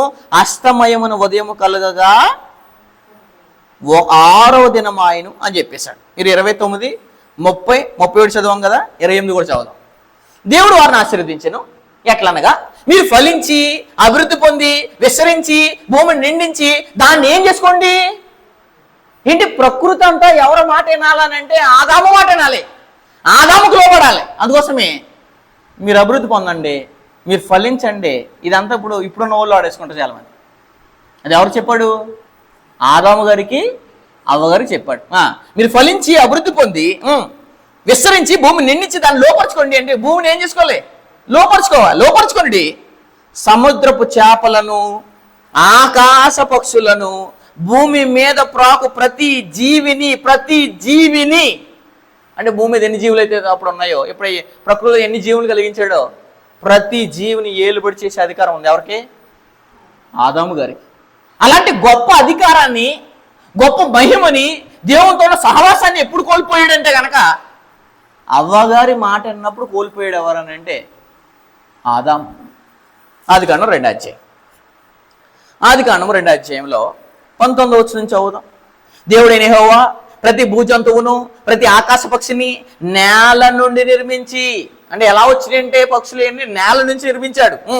నేల నుంచి నిర్మించి ఆదాము వాటికి ఏ పేరు పెట్టునో చూచుటకు అతని వద్దకు వాటిని రప్పించును. ఆదాము వాటికి ఏ పేరు పెట్టునో అంటే అధికారం ఎవరికి ఇచ్చాడు? ఆదాముకి ఇచ్చేశాడు. అంత గొప్ప అధికారాన్ని కేవలం ఒక పండు తినడం ద్వారా, అవ్వగారికి లోపడటం ద్వారా గొప్ప అధికారాన్ని కోల్పోయాడు. ఎవరంటే ఆదాము గారు. వాడు ఏ పేరు పెట్టినో చూచుటకు అతని ఎదుగు వాటి రప్పించును. జీవము గల ప్రతి దానికి ఆదాము ఏ పేరు పెట్టెనో ఆ పేరు దానికి. అంటే భౌతికమైన మనుషుడు ఏ పేరు పెడుతున్నాడో దాన్ని అంగీకరించాడు ఎవరు? దేవుడు. అంత అధికారం ఇచ్చాడు ఎవరికి? ఆదాము. అంటే ఆదాము ఎంత గొప్ప అధికారాన్ని, ఎంత దేవుని గొప్ప సహవాసాన్ని ఎప్పుడు కోల్పోయాడనంటే భార్య మాట విన్నప్పుడు. 2, ఈ భార్య తను మేరడమే కాకుండా తన భర్తకి ఇచ్చిన వల్ల ఆవిడ శాపం కొని తెచ్చుకోవడమే కాకుండా తన భర్త కూడా ఏం తెచ్చేసింది? శాపం కొని తెచ్చింది. అతను ఏమన్నా వృక్షఫలాలన్నింటినీ కోసుకుని తినే, అంటే ప్రతి ఫ్రూట్ని ఇలా తెంపుకునే అవకాశం ఉంది ఎవరికి? ఆదాము గారికి. అతను కొనుక్కునే పరిస్థితి ఉందా? లేదు. కష్టపడే పరిస్థితి ఉందా? లేదు. చెమట కచ్చే పరిస్థితి ఉందా? నేను దీన్ని ముట్టుకోవడానికి నాకు అధికారం లేదు. ఇప్పుడు అధికారం ఉందా? ఎవరిదైనా ఏ చెట్టు అయినా, జామ చెట్టు ఎవరైనా తెంపొచ్చా? అసలు ప్రపంచంలో ఎవరైనా మామిడికాయలు అమ్మారనుకోండి, శుభ్రం పట్టుకొచ్చేసి డబ్బులు అవ్వకుండా ఉందా అవకాశం? ప్రతిదీ కొనుక్కోవాలి. ప్రతిదీ ఏం చేయాలి? కష్టపడి సంపాదించాలి. కారణం ఇతరులకు లోపడ్డం వల్ల, స్త్రీకి లోపడ్డం. ఈ పరిస్థితి చేసుకున్నాడు. 3:17, 3:19. నీవు నేలకి తిరిగి చేరే వరకు నీ మొఖపు చెమట కార్చి, నేల కంటే మట్టిలోంచి వచ్చిన ఈయన తిరిగి మట్టిలోకి వెళ్ళిపోయే వరకు ఏం చేయబడాలి? కష్టపడాలి. నీవు నేలకి తిరిగి చేరే వరకు నీ ముఖపు చెమట కార్చి ఆహారం తిందువు. ఏలి అనగా నేల నుండి నీవు తీయబడితివి గనుక నీవు మన్నే గనుక తిరిగి మన్నైపోదు అని చెప్పేశాడు. అంటే అవ్వ యొక్క కుటుంబానికి శాపం తెచ్చింది స్త్రీ. ఆ కుటుంబానికి శాపం తేవడమే కాకుండా తన భర్తకి ఆదాము కూడా శాపం ఏం చేస్తుంది? ఇవిడి కొని తెచ్చింది. ఎవరో? అవ్వగారు. 3వ విషయం అది ఆదికాండం 3:16. 3:16లో కుటుంబానికి శాపము అది 15 వచనంలో చెప్తే 16 వచనం ఏమన్నాడు? ఆయన స్త్రీతో నీ ప్రయాసం నీ గర్భవేదన నేను మిక్కిలి హెచ్చించదును, వేదంతో పిల్లలకు అందువు, నీ భర్త ఏడలు నీకేం కలుగుతుంది? అంతకుముందు వాంఛ ఉందా? ఆదామంటే వాంఛ ఉంది ఎవరికి? భార్యకి లేదండి. నీ భర్త ఏడలు నీకేం కలుగుతుంది? వాంఛ కలుగుతుంది. వాంఛ కలుగును. అతడు నిన్ను ఏం చేస్తాడు? అంతకుముందు ఏలుబడి లేని నీవు ఇప్పుడు ఏలుబడి కిందకు వచ్చేసావు. కారణం ఏంటంటే నీకు శాపము, నీ కుటుంబానికి శాపము, నీ భర్త కూడా శాపం. అంటే స్త్రీ నాయకత్వము, స్త్రీ ఉపదేశించడం వల్ల భర్తకి ఏం చెప్పింది? ఈవిడ తినేసి భర్తను కూడా తినమని చెప్పింది. తినమంటే బాలంటే ఏంటి? ఈవిడ చేయడమే కాకుండా నువ్వు కూడా చేయి అని చెప్పింది. అలాగే ఈ స్త్రీ అపరాధాలు పడటమే కాకుండా తన భర్తను కూడా లాక్కొచ్చేసింది. ఏంట్లో కంటే ఈ కార్యక్రమం అక్కడే చాలా పొరపాటు జరిగిందండి. కొన్ని విషయాల్లో కూడా మన కుటుంబంలో కూడా దేవుని ఆజ్ఞని మీరి మన భార్య ఏదన్నా చెప్పినా సరే మనం చేయకూడదు. ఎందుకంటే దానివల్ల ఎంతో కార్యక్రమం, ఎంత భయంకరమైన పరిస్థితి తెచ్చేసుకున్నాడు ఎవరో? ఆదాము. ఈ సంగతి ఖచ్చితంగా మనందరూ గుర్తెరగాలి. ఆదికాండం 3:17. ఆదికాండం 3:17 చదువుతాం. 3:17. ఆయన ఆదాముతో, ఇక్కడ మాట్లాడేది ఎవరితో? ఆదాముతో. ఆయన ఆదాముతో, నీవు నీ భార్య మాట, ఎవరి మాట? నీవు అంటే ఆదాముతో మాట్లాడుతూ, నీ భార్య మాట విని తినవద్దని. అసలు దేవుడు గొప్ప, భార్య గొప్ప? దేవుడే గొప్ప. ఎందుకంటే అసలు ఆయన నిర్మించింది ఎవరు? దేవుడు. తర్వాత పాపం ఒంటరిగా ఉంటాడని స్త్రీని వేస్తంటే స్త్రీ మాట వేసాడు. నేను విని తినవద్దని నేను నీకు ఆజ్ఞాపించిన వృక్షఫలములు తింటివి గనుక నీ నిమిత్తము అంటే ఎవరి నిమిత్తం? ఆదాము నిమిత్తము నేల శపింపబడి ఉన్నది. నేల అంటే నేల ఏమైంది? అంతకుముందు వృక్షాలని, ఫలాల్ని ఈ అసలు అభివృద్ధిగా పండించే నేల ఏమైపోయింది? శపించబడిపోయింది. శపించబడిన తర్వాత దాన్ని దున్నితేనే కానీ, దాన్ని ఏం చేస్తారంటే నేను సేద్యపరచాలి. సేద్యపరిస్తేనే కానీ, మనం అక్కడ విత్తనం వేస్తేనే కానీ అది మొక్క రావడానికి, ఫలం రావడానికి, వృక్షం అవ్వడానికి, దాని ద్వారా ఫలాలు కోసుకోవడానికి ఏముండదు అవకాశం. అంటే అవ్వగారి వల్ల లోకములో ఉన్న లోకం కూడా ఏం తెచ్చుకుంది? భూమికి కూడా ఏం జరిగింది? శాపం కొని తెచ్చింది. అదే మాట్లాడేశాడు. నీ నిమిత్తం నేల శపింపబడి ఉన్నది, ప్రయాసముతోనే నీ బ్రతుకు దినములనియు దాని పంట తిందువు. ప్రయాసంతో తినాలి నువ్వు. ప్రయాసం లేకపోతే నీకు ప్లేట్లోకి ఆహారం రాదు. ఇప్పుడు ప్రయాసముతోనే నీవు నీ బ్రతుకు దినములనియు దాని పంట తిందువు. అది ముండ్ల తొప్పులను గచ్చె పొదలను నీకు మొలిపించను. పొనములోని పంట అంటే దాన్ని దున్నితేనే కానీ, పిచ్చగా ఇప్పుడు ఫర్ ఎగ్జాంపుల్ ఈ పక్కన చేను ఏం చేయలేదు, ఓడ్చలేని చేను ఏమవుదు? మనకి ఆహారం ఇవ్వదు కదా. మరి ఆహారం ఇవ్వదు అంటే అదేం చేయాలి? సేద్యపరచాలి, దున్నాలి. అలాంటి పరిస్థితి అంతకుముందు లేదు. అంటే స్త్రీ నాయకత్వం చేయకముందు లేదు. కాబట్టి ప్రారంభంలో అలా జరిగిందని దేవుడు ఏం చేశాడు? ఇంకా సంఘ వాతావరణంలో, క్రీస్తు రక్తంలో కడగబడిన సంఘంలో స్త్రీ నాయకత్వం చేయడానికి కానీ, ఉపదేశం చేయడానికి కానీ ఆమెకి నేను ఏమి ఇవ్వను? సెలవియ్యను అని చెప్పేశాడు. కాబట్టి స్త్రీ నాయకత్వంలో పురుషుడు నడిపించబడితే ఆ కుటుంబానికి ఏం కలగదు? దీవెన కలగదు. కానీ ఏం కలుగుతుంది? శాపం కలుగుతుంది అనే సంగతి ఖచ్చితంగా ఎరగలేదు. ఎందుకంటే ఆదిలో స్త్రీని దేవుడు నిర్మించింది, రూపకల్పన చేసింది దేనికనంటే పురుషుణ్ణి ఏలుబడి చేయాలని, తన ఆజ్ఞని అనగా దేవుని ఆజ్ఞని మీలా చేయాలని స్త్రీని దేవుడు ఏం చేయడు? తయారు చేయలేదు. ఈ సంగతి ఖచ్చితంగా ఎరగాలి. కాబట్టి ఇది మొట్టమొదటి జరిగిన కార్యక్రమం. అయితే ఇప్పుడు స్త్రీ గురించి మరికొన్ని విషయాలు మనం ఆలోచిద్దాం. సంఘంలో స్త్రీ పాత్ర ఏంటి? సంఘంలో స్త్రీ పాత్ర ఏంటి అని అంటే కనుక, సంఘము అని అంటే ఏం కాదు, బిల్డింగ్ కాదు, భవనం కాదు. సంఘం అంటేనే దేవుని మందిరం. అదే మనకి తిమోతి రాసిన మొదటి పత్రికలో చెప్తాడు. తిమోతి రాసిన మొదటి పత్రిక అంటే సంఘానికి ఇది పర్యాయపదం లాంటిది. అంటే సంఘం అన్న దేవునికి వర్తిస్తుంది, క్రీస్తుకి వర్తిస్తుంది. కాబట్టి దీన్ని జీవము గల దేవుని సంఘము అని చెప్పేశాడు. తిమోతి రాసిన మొదటి పత్రిక 3:15. శీఘ్రముగా నేను నీ యొద్దకు వత్తునని నిరీక్షించున్నాను. అయినను నేను ఆలస్యం చేసినట్లా దేవుని మందిరములో అనగా జీవము గల దేవుని సంఘములో జనులు ఎలాగూ ప్రవర్తింపవలనో అది నీకు తెలియవలనని ఈ సంగతులు నీకు వ్రాయిచున్నాను. అంటే జీవము గల సంఘంలో స్త్రీ ఎలా ప్రవర్తించాలో తెలియాలి, పురుషుడు ఎలా ప్రవర్తించాలో తెలియాలి, స్వార్థకుడు ఎలా ప్రవర్తించాలో తెలియాలి, సంఘ నాయకుడు ఎలా ప్రవర్తించాలో తెలియాలి, సంఘ ఉపదేశకుడు ఎలా ప్రవర్తించాలో తెలియాలి, అందరూ ఎలా ప్రవర్తించాలో తెలియాలి. ఈ సంగతి ఖచ్చితంగా తెలియాలి. కాబట్టి జీవం గల దేవుని సంఘంలో ఎవరు పడితే ఎవరు వచ్చి ఎలా పడితే అలా ప్రవర్తించడానికి ఏం లేదు అవకాశం. నేను స్త్రీని కదా, మేమిద్దరు సమానమే, మై కట్టుకుని సంఘం వద్దు ప్రసంగం చేసేస్తాను అన్నాక స్త్రీ మనం ఇచ్చేసాం అనుకో, నువ్వెవరో స్త్రీ, నేనెవరో పురుషుడు. పురుషుడికి ఏమిచ్చాడు, స్త్రీకి ఏమిచ్చాడు, ఆ సంగతి మనం ఆలోచించకుండా సంఘంలో ఎలా మనకు నచ్చిన పడితే నచ్చి చేసాం కూడా అది స్వేచ్ఛారాధన అవుతుంది. కానీ దేవుడు చెప్పిన ఆరాధన అవడానికి అవకాశం ఉండదు, అది దేవుని మందిరం అవడానికి అవకాశం ఉండదు. అంటే దేవుని మందిరంలో ఎవరి ఇష్టాలు జరగాలి?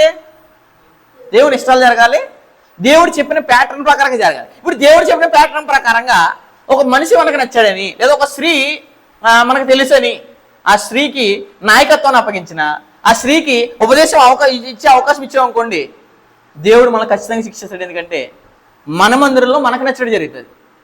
అదే దేవుని మందిరంలో దేవుడు చెప్పిన కృతజ్ఞత ప్రకారంగా జరగాలి, కానీ ఎవరికి నచ్చినట్టు జరగడానికి అవకాశం ఖచ్చితంగా లేదు. కాబట్టి చెప్పేశాడు అక్కడ, జీవము గల దేవుని సంఘంలో జనులు ఎలాగో ప్రవర్తింపవలనో 5 అనేసి ఏం చేశాడు, లేక నీవు ఎలాగో ప్రవర్తింపవలనో అది నీకు తెలియవలనని ఈ సంగతులు నీకు ఏం చేస్తున్నానో రాయిచున్నాను. అంటే ఎవరు పడితే అలా బ్రతకూడదు. పరిచర్య చేసేవాళ్ళు పరిచర్య చేయాలి. పరిచర్య చేసేవాళ్ళు మళ్ళీ స్త్రీలు ఉన్నారు. సంఘ నాయకత్వంలో పురుషులు ఉన్నారు. సంఘ నాయకత్వంలో ఎవరు లేరు? పురుషులు లేరు. అది ఆల్రెడీ నేను సబ్జెక్ట్ చెక్కాను, సంఘంలో పాస్టర్లు ఉన్నారు లేదని. కాబట్టి ఉపదేశము అంటే అర్థం ఏంటంటే, అక్కడదే మాట్లాడారు కదా 12వ వచనంలో 2:12, స్త్రీ మౌనం ఉండవలసిందే కానీ ఉపదేశించుడికైనా. ఉపదేశం అంటే అర్థం ఏంటంటే బోధ చేయడం. ఉపదేశం అనగా బోధ చేయట లేదా బోధించుట అని అర్థమిస్తారు. నెక్స్ట్ ఏమన్నాడు, ఉపదేశించుడికైనను పురుషుని మీద అధికారం చేయట. అధికారం అంటే అర్థం ఏంటి? బాధ్యత తీసుకోవడం. అసలు పురుషుని కుటుంబాన్ని ఏలవలసిన వాడు ఎవరు? మన ఆదికాండంలో చూసాం. కుటుంబాన్ని ఏలవలసిన వాడు ఎవరు? భర్త అనగా పురుషుడు. అంటే పురుషుని యొక్క బాధ్యతను ఎవరు తీసుకుంటుంది? స్త్రీ తీసుకుంటుంది. 1. 2, దొరతనం అంటారు. అంటే ఈవిడ అధికారం తీసుకుంటుందంటే దొరగా ఏమవుతుంది? ఫీల్ అవుతుంది. ఫీల్ అవ్వాల్సిన వ్యక్తి ఎవరు? పురుషుడు. కానీ ఈవిడ ఏం చేసుకుంటుంది? ఇవ్వలేని దొరతనాన్ని తీసుకుంటుంది. మరి 3 అర్థం ఏంటంటే ఆధిపత్యాన్ని కోరడం. అంటే అధికారం అంటే అర్థం ఏంటి? ఆధిపత్యాన్ని కోరడం, దొరతనం తీసుకోవడం, బాధ్యత తీసుకోవడం. ఇది అధికారం అనే పదానికి అర్థం. ఈ 3 పదాలు అధికారం అనే పదానికి అర్థం వస్తాయి. ఆదికాండం 1వ అధ్యాయం. ఆదికాండం 1వ అధ్యాయం 28వ వచనం చదువుదాం. ఆదికాండము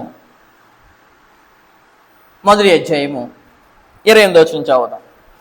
సృష్టి చేసిన తర్వాత పండు తినక ముందు ఇద్దరికి సమాన అధికారాన్ని ఇచ్చాడండి. 1:28లో చెప్పేశాడు. ఆదికాండము 1వ అధ్యాయము 28వ వచనంలో సమాచారం తెలియదు. దేవుడు వారిని అన్నాడు. ఇక్కడ నీవు అంటలేదు, ఆదాముని అంటలేదు. ఏమని? వారిని. దేవుడు వారిని ఆశీర్వదించను. ఎట్లనగా మీరు ఫలించి. అంటే ఆదాము ఒకరికే చెప్పట్లేదు. మీరు ఫలించి అభివృద్ధి పొంది విస్తరించి భూమిని నిండించి దానిని లోపరుచుకో. ఆదాము అంటలేదు, లోపరుచుకొనిడి. అంటే ఎవరెవరికి వర్తిస్తుంది ఇది? ఇటు ఆదాముకి వర్తిస్తుంది, ఇటు అవ్వగారికి. అంటే పండు తినకముందు ఇద్దరికి దేవుడు ఏం చేశాడు? సమాన అధికారం ఇచ్చాడు. పండు తిన్న తర్వాత పురుషుడు స్త్రీని ఏలే అధికారం పురుషునికి ఇచ్చేశాడు. లోపరుచుకొనిడి సముద్రపు చేపలను, ఆకాశ పక్షులను, భూమి మీద ప్రాకు ప్రతి జీవిని ఏలుడని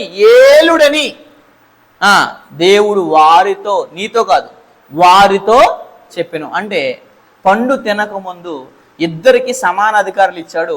ఈ అధికారాన్ని కావాలని పోగొట్టేసుకుంది ఎవరని అంటే అవ్వగారు. అంటే అవ్వగారు పురుషుని నాయకత్వంలోకి రావడానికి కారణం ఆవిడ చేసిన బోధ, అబద్ధ బోధ. ఏంటిది? ఇది తింటే చావనే చావరని అపవాది చెప్పిన మాటను ఏం చేసింది? వినేసి తన భర్త కూడా అపరాధంలో పడేలా చేసేసింది. ఎవరనంటే భార్య అయిన అవ్వగారు. ఆదికాండం 3వ అధ్యాయం. ఆదికాండం 3వ అధ్యాయం 16వ వచనం చదువుదాం. ఆదికాండము 3వ అధ్యాయం 16వ వచనం చదువుదాం. ఆదికాండం 3వ అధ్యాయం 16వ వచనం. 3:16లో ఆయన స్త్రీతో నీ ప్రయాసము, నీ గర్భవేదన నేను మిక్కిలి హెచ్చించెదను, వేదంతో పిల్లలు కందువు, నీ భర్త ఏడ నీకు వాంఛ కలుగును, అతడు నిన్ను ఏలునని. అంతకుముందు ఆదికాండం 1:28లో నీ భర్త నిన్ను ఏళ్తాడని చెప్పలేదు. చెప్పాడా? చెప్పలేదు. మీరు ప్రకృతిని వెళ్తారో, సమస్త జీవులను వెళ్తారో, నిన్ను కూడా నీ భర్త వెళ్తాడని భార్యతో చెప్పలేదు దేవుడు. ఇదిగో ఆదాము నిన్ను ఏళ్తాడు, అందుకోసమే అతడు నిన్ను ఏలునని చెప్పిను అని చెప్పేశాడు. ఇప్పుడు ఇది ఆదిలో జరిగిన కార్యక్రమం. తిమోతి రాసిన మొదటి పత్రిక. ఇప్పుడు కొలతలోకి వచ్చేద్దాం. తిమోతి రాసిన మొదటి పత్రిక 2వ అధ్యాయము 9వ వచనం చదువుదాం. తిమోతి రాసిన మొదటి పత్రిక 2వ అధ్యాయము 9వ వచనంలో ఒక సమాచారం తెలియజేశాడు. 2:8లో పురుషుల గురించి మాట్లాడతాడు, 9లో ఎవరి గురించి మాట్లాడాడు? స్త్రీల గురించి మాట్లాడుతున్నాడు. 2:9 చదవండి. మరియు స్త్రీలను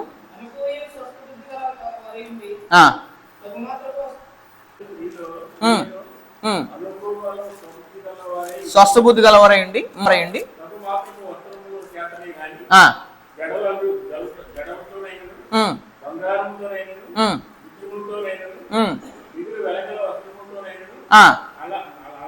అలంకరించుకొనక దైవభక్తి గలవారం అని చెప్పుకునే స్త్రీలకు తగినట్టుగా సత్క్రియల చేత తమను తాము అలంకరించుకునే వాళ్ళు. అంటే స్త్రీల యొక్క అలంకరణ గురించి మాట్లాడుతున్నాం ఎక్కడ 9-10లో. అంటే 10వ అధ్యాయంలో 10వ వచనంలో ఏం చెప్పాడు? 10వ వచనంలో అసలు మీకు అలంకరణ ఏంటంటే కనుక బాహ్య అలంకరణ కాదు, కానీ ఏ అలంకరణ కావాలి మీకు? ఆంతర్య అలంకరణ లేదా ఆత్మీయ అలంకరణ కావాలి, కానీ ఏ అలంకరణ వద్దు మీకు? శరీర సంబంధమైన అలంకరణ కానీ బాహ్య అలంకరణ కాదని 9-10లో చెప్పేశాడు. ఎవరికి అంటే ఏమి అలంకరించుకోవాలో ఏమి అలంకరించుకోకూడదో పరిశుద్ధాత్మ తేటగా చెప్పేస్తున్నాడు అక్కడ. ఇదే మాట కూడా మనకి పేతురు పత్రికలో కూడా కనబడుతుంది. చూడండి, పేతురు రాసిన మొదటి పత్రిక 3వ అధ్యాయం 3వ వచనం చదువుతాం. పేతురు రాసిన మొదటి పత్రిక 3వ అధ్యాయం 3వ వచనంలో దేవుడికి సమాచారం తెలియజేశాడు.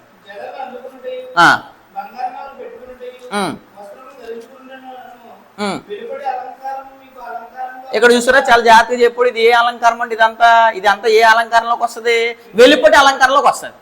వెలుపటి అలంకారం మీకు అలంకారంగా ఉండక సాధువైనట్టు, ఇది కనపడుతుందా మనుషులకి? కనపడదు. క్యారెక్టర్ చూపిస్తాం. సాధువైనట్టు మృదువైనట్టు గుణమును అక్షయ అలంకారం గల మీ హృదయ అంతరంగ స్వభావము మీకు అలంకారంగా ఉండవలను. అంటే జీవము గల దేవుని సంఘంలో జనులు ఎలాగ ప్రవర్తించాలని చెప్తూ స్త్రీ గురించి మాట్లాడుతూ స్త్రీ యొక్క అలంకరణ, స్త్రీ యొక్క క్యారెక్టర్, స్త్రీ యొక్క ఒబీడియన్స్, స్త్రీ యొక్క అంతరంగ అలంకరణ, అక్షయ అలంకారం గల అలంకారము, హృదయపు అలంకారం అంటున్నాడు అక్కడ. హృదయ అంతరంగం స్వభావం మీకు అలంకారంగా, అంటే మీ అంతరంగ స్వభావం మీకు ఎలా ఉండాలి? అలంకారంగా ఉండాలని తిమోతి రాసిన మొదటి పత్రిక 2:9-10లోను, పేతురు రాసిన మొదటి పత్రిక 3:3-4లో కూడా చెప్పేశాడు. ఇది స్త్రీ ఎలా ప్రవర్తించాలో మాట్లాడేశాడు. ఆ 9-10 అయిన తర్వాత మరలా మనం ఇక్కడికి వచ్చేద్దాం. కంటిన్యూషన్. తిమోతి రాసిన మొదటి పత్రిక 2వ అధ్యాయం 9-10 ఎవరి గురించి? స్త్రీల గురించే కదా. మరి 11 ఎవరి గురించి అని అంటే కనుక అది కూడా ఎవరి గురించి మాట్లాడేశాడు. 11 స్త్రీలు అంటే పైనుంచి 9, 10, 11 ఎవరి గురించి? స్త్రీ గురించే. ఇక్కడ మళ్ళీ 11 మాట్లాడుతూ స్త్రీలు మౌనంగా ఉండి. ఎందుకు మౌనంగా ఉండాలి అని అంటే చరిత్ర తెలియకపోతే వీళ్ళు ఎందుకు మౌనంగా ఉండాలో తెలియదు. వీళ్ళు ఏం చేస్తారో ఈ వచనం చూసి స్త్రీ మౌనంగా ఉండాలని వీళ్ళు చెప్తున్నారు, వాళ్ళు చెప్తున్నారు, మీరు బోధిస్తున్నారంట. అసలు మౌనం ఎందుకు ఉండమన్నాడో అక్కడ మౌనంగా ఉండలేని కారణాన్ని, అక్కడ బోధ చేసిన కారణాన్ని, అక్కడ ఉపదేశం చేసిన కారణాన్న అదే తప్పిదం ఎక్కడ జరగకూడదని, క్రీస్తు సంఘంలో జరగకూడదని ఏం చేశాడు దేవుడు? స్త్రీలు మౌనంగా ఉండి సంపూర్ణ విధేయతతో అప్పుడు ఏం చేయలేదు? భర్త మాటకు లోపాలు లేదు, భర్తకి ఏం చేయలేదు, అప్పుడు విధేయత చూపించలేదు. కాబట్టి క్రీస్తు సంఘంలో అలా జరగకూడదని, క్రీస్తు సంఘంలో జనులు ఎలా భర్త అలా ప్రవర్తించకూడదు కదా, భార్య భర్తను నిలబడి చేయకూడదు కదా, భార్య భర్త మాట వినిలా చేసుకోకూడదు కదా అని అంటే అక్కడ మాటలు చేశాడు. సంపూర్ణ విధేయతతో నేర్చుకున్న వాళ్ళను స్త్రీ మౌనంగా, అంటే 2 విషయాలు చెప్పాడు 11లో. మౌనంగా ఉండాలి, 2 సంపూర్ణ విధేయత మౌనంగా ఉండాలి అని 11లో చెప్పాడు. 12లో స్త్రీ మౌనంగా ఉండవలసిందే కానీ అని అంటే ఇంకా మరొక ఆప్షన్ చెప్పడానికి ఎవరికి లేదు? స్త్రీలకి ఏం లేదు, అధికారం లేదు. ఇక్కడ మౌనంగా ఉండవలసిందే కానీ అన్నాడు కదా, ఇది నాకు వర్తించదు అనుకుంటాడు. అసలు ఇది మాట్లాడేది ఈ పత్రిక అంతా ఎవరి గురించి రాశాడు? సంఘాన్ని గురించి. సంఘంలో జనులు ఎలాగో ప్రవర్తించే వాళ్ళలో ఇప్పుడు చాలా మంది తెలియని, వాక్యం తెలియని, సరిగ్గా ఉండవు, సందర్భం తెలియకుండా, ఈ లెటర్ ఎందుకు రాసాడో తెలియకుండా, ఇది తిమోతి పత్రిక ఆనాడు ఎఫెసీలో ఉన్న సంఘాన్ని గురించి మాట్లాడతాను అనుకోండి. అసలు ఎఫెసీలో ఉన్న సంఘం, అసలు ఈ సంఘం అంటేనేంటిది? పరిశుద్ధపరచబడిన వారు పరిశుద్ధులుగా ఉండడానికి పిలవబడిన. అంటే సంఘం అంటే ఎవరికి వర్తిస్తుంది? యూనివర్సల్ చర్చ్ అంటే సార్వత్రిక సంఘం. అంటే సంఘంలో రాసే కార్యక్రమం ఇప్పుడున్న స్త్రీలు. ఫర్ ఎగ్జాంపుల్గా ఈ 12 నాకు వర్తించదని అన్నారు అనుకోండి స్త్రీలు. 9, 10 ఎవరికి వర్తిస్తే మరి? 12వ నాకు వర్తిస్తుంది అంటారు వీళ్ళు. 9, 10 కూడా మీకు ఏం చేయదు అంటే మీరు బంగారం పెట్టుకోవచ్చు, జడలతో అల్లుకోవచ్చు, వెలుపడి అలంకారం చేయొచ్చు. తగు వస్త్రాలు కాదు, మెరిసే వస్త్రాలు, ప్రజలు చూసే ఆ వస్త్రాలు వేసుకుని వచ్చి ఆరాధనలో కూడా కూర్చోవచ్చు. ఎందుకంటే ఇది నాకు కాదు అనుకుంటున్నాడు. ఇదంతా ఓవరాల్ ఎవరి గురించి చెప్తున్నాడు? సంఘములో ఉన్న స్త్రీల గురించి మాట్లాడేశాడు. 12 స్త్రీ మౌనం ఉండవలసిందే కానీ ఉపదేశించడికైనను పురుషుని మీద అధికారం చేయటికైనను ఆమెకు ఏమేను సెలవేని. ఎవరికి ఆమె అంటే ఎవరో? స్త్రీ. స్త్రీ అంటే ఎంతమంది స్త్రీలకు వస్తుంది? ప్రతి సంఘంలో ఉన్న ప్రతి స్త్రీకి నేను ఏమేమనో అధికారం చేయడానికి నెక్స్ట్ ఏంటి? ఉపదేశించడానికి ఏం లేదు, సెలవియ్యను అని క్లియర్గా చెప్పేశాడు. కొరింథీయులకు రాసిన మొదటి పత్రిక, కొరింథీయులకు రాసిన మొదటి పత్రిక 14వ అధ్యాయము 35వ వచనం నుంచి చదువుదాం. ఇదే మాటని పౌలు గారు కొరింథీ పత్రికలో కూడా మాట్లాడతారు. కొరింథీయులకు రాసిన మొదటి పత్రిక 14వ అధ్యాయము 35వ వచనం నుంచి చదువుదాం. 14:35, 14:35లో ఒక సమాచారం తెలియజేశాడు. వాడు ఏమైనా నేర్చుకొని కోరినాడలా ఎంట తమ తమ భర్తలు ఏం చేయాలి? అడగాలి. అంటే స్త్రీ ఏమైనా నేర్చుకోవాలనుకుంది అనుకోండి, ఎవరిని అడగాలి? భర్తలను అడగాలి అని చెప్పేశారు. కాబట్టి ఎవరిని అడగాలన్నప్పుడు ఎవరిని అడగాలి? భర్తలను అడగాలి అని మాట్లాడుతూ 34లో కూడా చెప్పేశాడు. చూడండి 14:34, స్త్రీ సంఘములలో, సంఘము అన్నాడు, సంఘములలో అన్నాడు. అక్కడ సంఘములలో అంటే కొరింథీ సంఘానికి మాత్రం వర్తిస్తుంది కదా అది. చాలా మంది బైబిల్ సరిగా చదువుతారో అర్థం కాదు, ఈ వచనాలు సరిగా అర్థమవుతాయి అర్థం కాదు, కానీ అక్కడ సంఘములలో అని చెప్పేశాడు. అంటే ప్రపంచంలో ఎన్ని సంఘాలు అయితే ఉన్నాయి, ఎన్ని సంఘాలు అంటే ఏ సంఘాలు? మళ్ళీ మతశాఖలు కాదు, క్రీస్తు సంఘాలు ఏవైతే ఉన్నాయో, అవయవాలు ఎన్నైతే ఉన్నాయో ఈ సంఘములలో ఎవరు ఎలా ఉండాలి చెప్పేశాడు. స్త్రీలు సంఘములలో మౌనంగా ఉండాలి. కొరింథీ సంఘములో రాదుడు, అక్కడ ప్రాబ్లం అయితే ఎక్కడ రాదుడు? ఓన్లీ కొరింథీ సంఘములో. ఎక్కడ సంఘంలో? కొరింథీలో ఉన్న సంఘములో స్త్రీ మౌనంగా ఉండాలని రాయాలి. ఒకవేళ అక్కడే ప్రాబ్లం అయితే కానీ ఇక్కడ ఏమన్నాడు? స్త్రీలు సంఘములలో మౌనముగా ఉండవలను, ఈ అవయవాలన్నీ ఒకే ప్యాటర్న్గా ఉండాలి అంతే మాట్లాడేశాడు. సంఘములలో మౌనంగా ఉండవలను, వారు లోబడి ఉండవలసిందే కానీ మాట్లాడుటకు వారికి ఏం చేయను? సెలవు లేదు. ఇలాగ ఏం చెప్తుందంట? ధర్మశాస్త్రమును చెప్పుచున్నది. ధర్మశాస్త్రం కూడా అంటే క్రొత్తను మాత్రమే కాదు, కానీ ధర్మశాస్త్రం కూడా ఏం చేస్తుంది? స్త్రీ అధికారం చేయడానికి కానీ ఉపదేశించడానికి కానీ ఏమి లేదు, సెలవు లేదు. ఇక్కడ ఉపదేశం అనే మాట కనపడుతుంది మనకి. స్త్రీలు సంఘములలో మౌనంగా ఉండవలను, వారు లోబడి ఉండవలసిందే కానీ మాట్లాడక వారికి ఏం లేదు. అంటే మాట్లాడడానికి అనుకుంటారు చాలామంది, మాట్లాడడానికి ఆపేస్తున్నారని అనుకుంటారు. మాట్లాడడానికి అంటే అక్కడ మాట్లాడడానికి కాదు. పౌలు గారు కూడా అపోస్తలుల 20:7 ఏం చేస్తాడో? ఆదివారం రొట్టె విరిచి కూడతారు. కూడినప్పుడు మరునాడు ఆయన బయలుదేరి ఏం చేస్తాడు? ఆయన ఒక చోటకు వస్తాడు. చూడండి అక్కడ అపోస్తలుల 20:7 అంటే పాపం మాట్లాడడానికి అనుకుంటారు వీళ్ళు. చాలామంది మాట్లాడాలి ఉండండి స్త్రీలని అని అంటారు చాలామంది. అక్కడ మాట్లాడడం అనేది భౌతికమైన మాటల గురించి కాదు మాట్లాడేది. 20:7 అపోస్తలుల 20:7 ఆదివారం మేము రొట్టె విరిచి కూడినప్పుడు పౌలు మర్నాడు వెళ్ళనయండి, వారితో ప్రసంగించు, అర్ధరాత్రి వరకు విస్తరించు ఏం చేశాడు? మాట్లాడమనా అంటే ఏం చేస్తున్నాడు అర్థం? వాళ్ళతో బోధిస్తున్నాడు. విస్తరించి ఏం చేస్తున్నాడు? విస్తరించి మాట్లాడుతుంటే విస్తరించి ఏం చేస్తున్నాడంటే అర్థం బోధ చేస్తున్నాడు. అంటే ఇక్కడ మాట్లాడవలసిందిగా మౌనంగా ఉండవలసిందే కానీ మాట్లాడే సెలవులేదంటే ఈ మాట్లాడని స్త్రీలు మాట్లాడకూడదని కాదు. అక్కడ దేని గురించి మాట్లాడుతున్నాడు? ఉపదేశించడానికి, బోధించడానికి ఏం లేదు, సెలవు లేదు. సంగతి కరెక్ట్గా ఆలోచిస్తే కనుక అక్కడ విషయం ఏం చెప్పాడో మనకి ఏమైపోద్ది? అర్థమైపోద్ది. అయితే ఇక్కడ ఒక మాట ఏం చెప్పాడు? 14:35లో 34లో మరలా చదువుదాం. కొరింథీయులకు రాసిన మొదటి పత్రిక 14:34 స్త్రీలు సంఘములలో మౌనంగా ఉండవలను, వారు లోబడి వస్తుందే కానీ మాట్లాడుటకు వారికి ఏం లేదు, సెలవు లేదు. ఇలాగూ ఏం చెప్తుందంట? ధర్మశాస్త్రమును చెప్తుంది. ఇప్పుడు ధర్మశాస్త్రం చెప్పింది అని ఉంది కదా ఇక్కడ గ్రంథంలో. ఇప్పుడు చాలా మంది అతి తెలుగు పరులు వచ్చి ఏమంటారంటే ధర్మశాస్త్రం మాకు చూపించండి అంటారు. ఏమని? స్త్రీ నాయకత్వం చేయకూడదని, స్త్రీ బోధ చేయకూడదని, ఉపదేశించకూడదని మాకు చూపించండి అంటారు. ఇక్కడ చెప్పాడంటే, పరిశుద్ధాత్మ చెప్పాడంటే, ఇక్కడ రాయించాడని అంటే లేదని రాయించాడా? ఉన్నదని రాయించాడా? ఉన్నదనే రాయించాడు. ఎందుకంటే పాతంలో లేకపోతే ఇక్కడ ఎందుకు ప్రస్తావిస్తారండి? ఎప్పుడు కూడా భక్తులు రాసినప్పుడు క్రొత్తన మీరు ఎప్పుడైనా పుస్తకాలు చదివినప్పుడు, పత్రికలు చదివినప్పుడు యెషయా ఇలా చెప్పుచున్నాడు అంటాడు, లేదా యోవేలు ఎలా రాశాడు అంటాడు. ఇలా రాశాడని అంటే యోవేలు చెప్తేనే కదా రాస్తాడు క్రొత్త నిబంధనలో. అలాగే ఇక్కడ ధర్మశాస్త్రం చెప్పిందంటే ధర్మశాస్త్రం లేకపోతే ఇక్కడ రాశాడా? రైట్. ధర్మశాస్త్రం ఎక్కడ చెప్పింది అని అంటే కనుక లేవి గోత్రంలో, అంటే పాతనంలో యాజకత్వం దేవుడు ఎవరికి అప్పగిస్తాడు?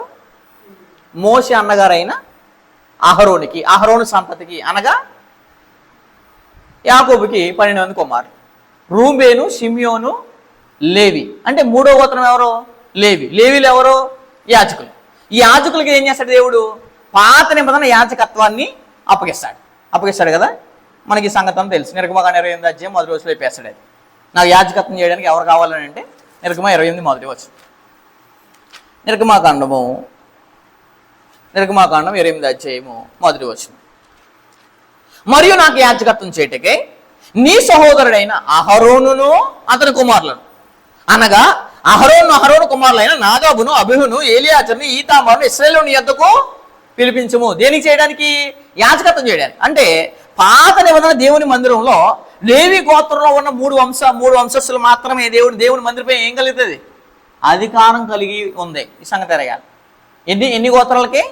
లేవి గోత్రంలో ఎన్ని వంశాలకి? 3 వంశాల మటుకే పాత నిబంధన దేవుని మందిరం పైన అధికారం కలదు, అధికారం ఉంది. ఈ సంగతి ఖచ్చితంగా ఎరగాలి. ఏంటి ఆ 3 వంశాలు అని అంటే కనుక 3 వంశస్థులు ఎవరనంటే, ఒకటి ఎవరనంటే గెర్షోను. మనకి సంఖ్యాకాండంలో కనపడుతుంది. సంఖ్యాకాండము 3వ అధ్యాయము 17వ వచనం చదువుదాం. సంఖ్యాకాండం 3వ అధ్యాయం 17వ వచనంలో 3వ అధ్యాయము 17వ వచనం. సంఖ్యాకాండం 3:17లో ఒక సమాచారం తెలియజేశాడు. 3:17 చదవండి. లేవీల కుమారుల పేర్లు గెర్షోను, కాహాతు. కాబట్టి మెరారి అంటే ఎంతమంది అక్కడ? అంటే వంశస్థులు ఎన్ని వంశస్థులు? 3:17 క్లియర్గా చెప్తున్నాడు. 3 వంశస్థులు పేర్లు రాసుకోండి. అక్కడ ఏంటి? 3:17 మాట్లాడేశాడు. ఏమని? లేవి కుమారుల పేర్లు గెర్షోను, కహతు, మెరారి అనినవి. అంటే ఎన్ని? 3 వంశాలు. గెర్షోను, కహాతు, మెరారి. మీకు 18 కూడా చదివితే గెర్షోను కుమారుల వంశకర్తల పేర్లు లిబ్ని, షిమి అనినవి. కహాతు కుమారుల వంశకర్తల పేర్లు అమ్రాము, ఇస్హారు, హెబ్రోను, ఉజ్జియేలు అనినవి. అంటే 3 వంశస్థుల్లో వాళ్ళకి ఎంతమంది కుమారులు ఉన్నారో మాట్లాడేశాడు. అదే సంఖ్యాకాండము 3:18-21 రాసేసుకోండి. అదే 3వ అధ్యాయము 25-26 కూడా రాసుకోండి. ప్రత్యక్ష గుడారంలో అంటే పాతనున్న ప్రత్యక్ష గుడారం ఉంది కదా, ఆ గుడారంలో గెర్షోను కుమారులు అన్నాడు. కుమార్తెలు అన్నాడు అక్కడ? స్త్రీలు అన్నాడు అక్కడ? లేదు. కుమారులు కాపాడవలసినవి ఏమనగా మందిరము గుడారము, దాని పైకప్పు, ప్రత్యక్ష గుడారము, ద్వారపు తెరయు, ప్రాకార యవనికలు, మందిరమునకు బలిపీఠముకును చుట్టూనున్న ప్రాకారపు ద్వారపు తెరయు, దాని సమస్త సేవ కొరకైన త్రాళ్ళును అని చెప్పేశాడు. కాబట్టి 25-26లో కుమారుల పేర్లు అన్నాడు కానీ ఎవరు కుమారుల పేర్లు? గెర్షోను కుమారుల పేర్లు అన్నాడు కానీ కుమార్తెల పేర్లని అక్కడ మాట్లాడే. పాతనంలో ప్రత్యక్ష గుడారంలోకి యాజకత్వం చేయడానికి దేవుడు ఎవరిని ఎన్నుకోలేదు? స్త్రీలను ఎన్నుకోలేదు. ఈ సంగతి ఖచ్చితంగా ఎరగాలి. నెక్స్ట్ వంశస్థులు ఎవరు? కహతు కూడా. కహతులు ఎవరెవరు ఉన్నారు అని అంటే అదే సంఖ్యాకాండం 3:19. కహాతు కుమారుల వంశకర్తల పేర్లు.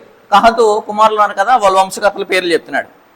పేర్లు అమ్రాము, ఇస్హారు, హెబ్రోను, ఉజ్జియేలు, అనునవి అని చెప్పేశాడు.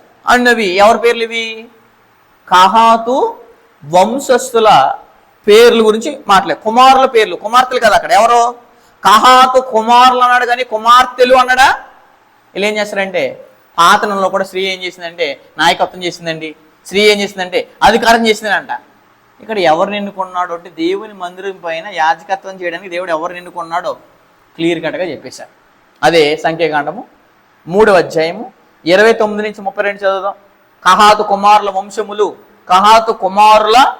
వంశములు మందిరం యొక్క ప్రక్కను అనగా దక్షిణ దిక్కున ఏం చేయాలో దిగవలసిన వారు. కహాతీల వంశముల పితరుల కుటుంబమునకు ప్రధానుడును ఉజ్జియేలు కుమారుడైన ఎలీషాపాను వారి మందసము బల్ల దీపవృక్షపు వేదికలు తాము సేవ చేయ పరిశుద్ధ స్థలంలోని ఉపకరణములు అడ్డతరియు కాపాడి దాని సమస్త సేవయు జరుపవలసిన వారు అని చెప్పేశాడు. యాజకుడైన అహరోను కుమారుడు ఎలియాజరు లేవీల ప్రధానులకు ముఖ్యుడు, అతడు పరిశుద్ధ స్థలమును కాపాడు వారి మీద ఎవరంట? ఎలియాజరు విచారణకర్త అని చెప్పేశాడు. కాబట్టి ఇక్కడ కహాతు వంశంలో కూడా ఎవరు కనపడతలేదు? స్త్రీలు కనపడతలేదు. నెక్స్ట్ ఎవరు? మెరారి. సంఖ్యాకాండము 3:20.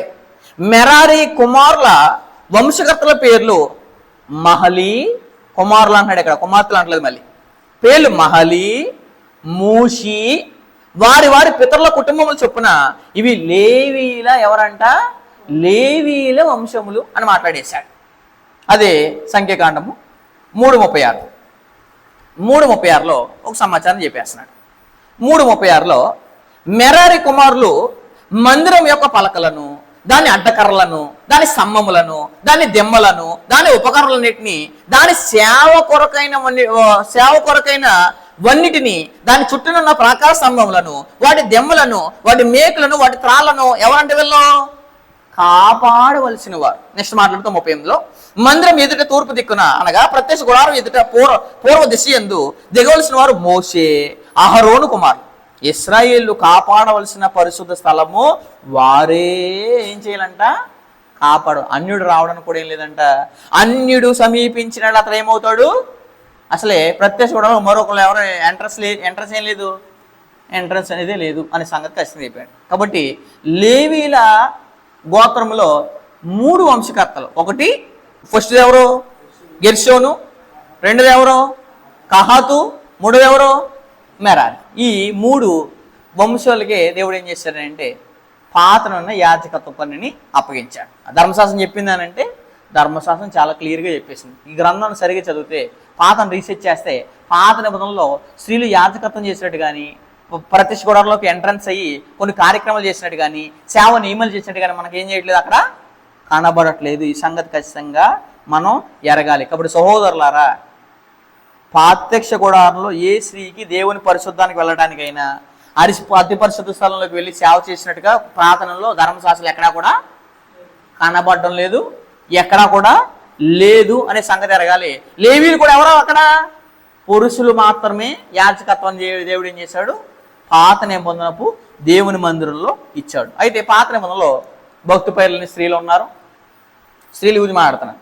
భక్తి పరులు ఉన్నారు, ప్రవక్తలు ఉన్నారు. ఉండవచ్చు కానీ ప్రవక్తలు భక్తి పరులు కానీ ఏ ఒక్కరో కూడా పురుషుని మీద ఏం చేయరు? నాయకత్వం చేయరు, అధికారం చేయరు. అలా నాయకత్వం చేస్తే ప్రవక్త రాంటికి దేవుడు ఏం చేస్తాడు?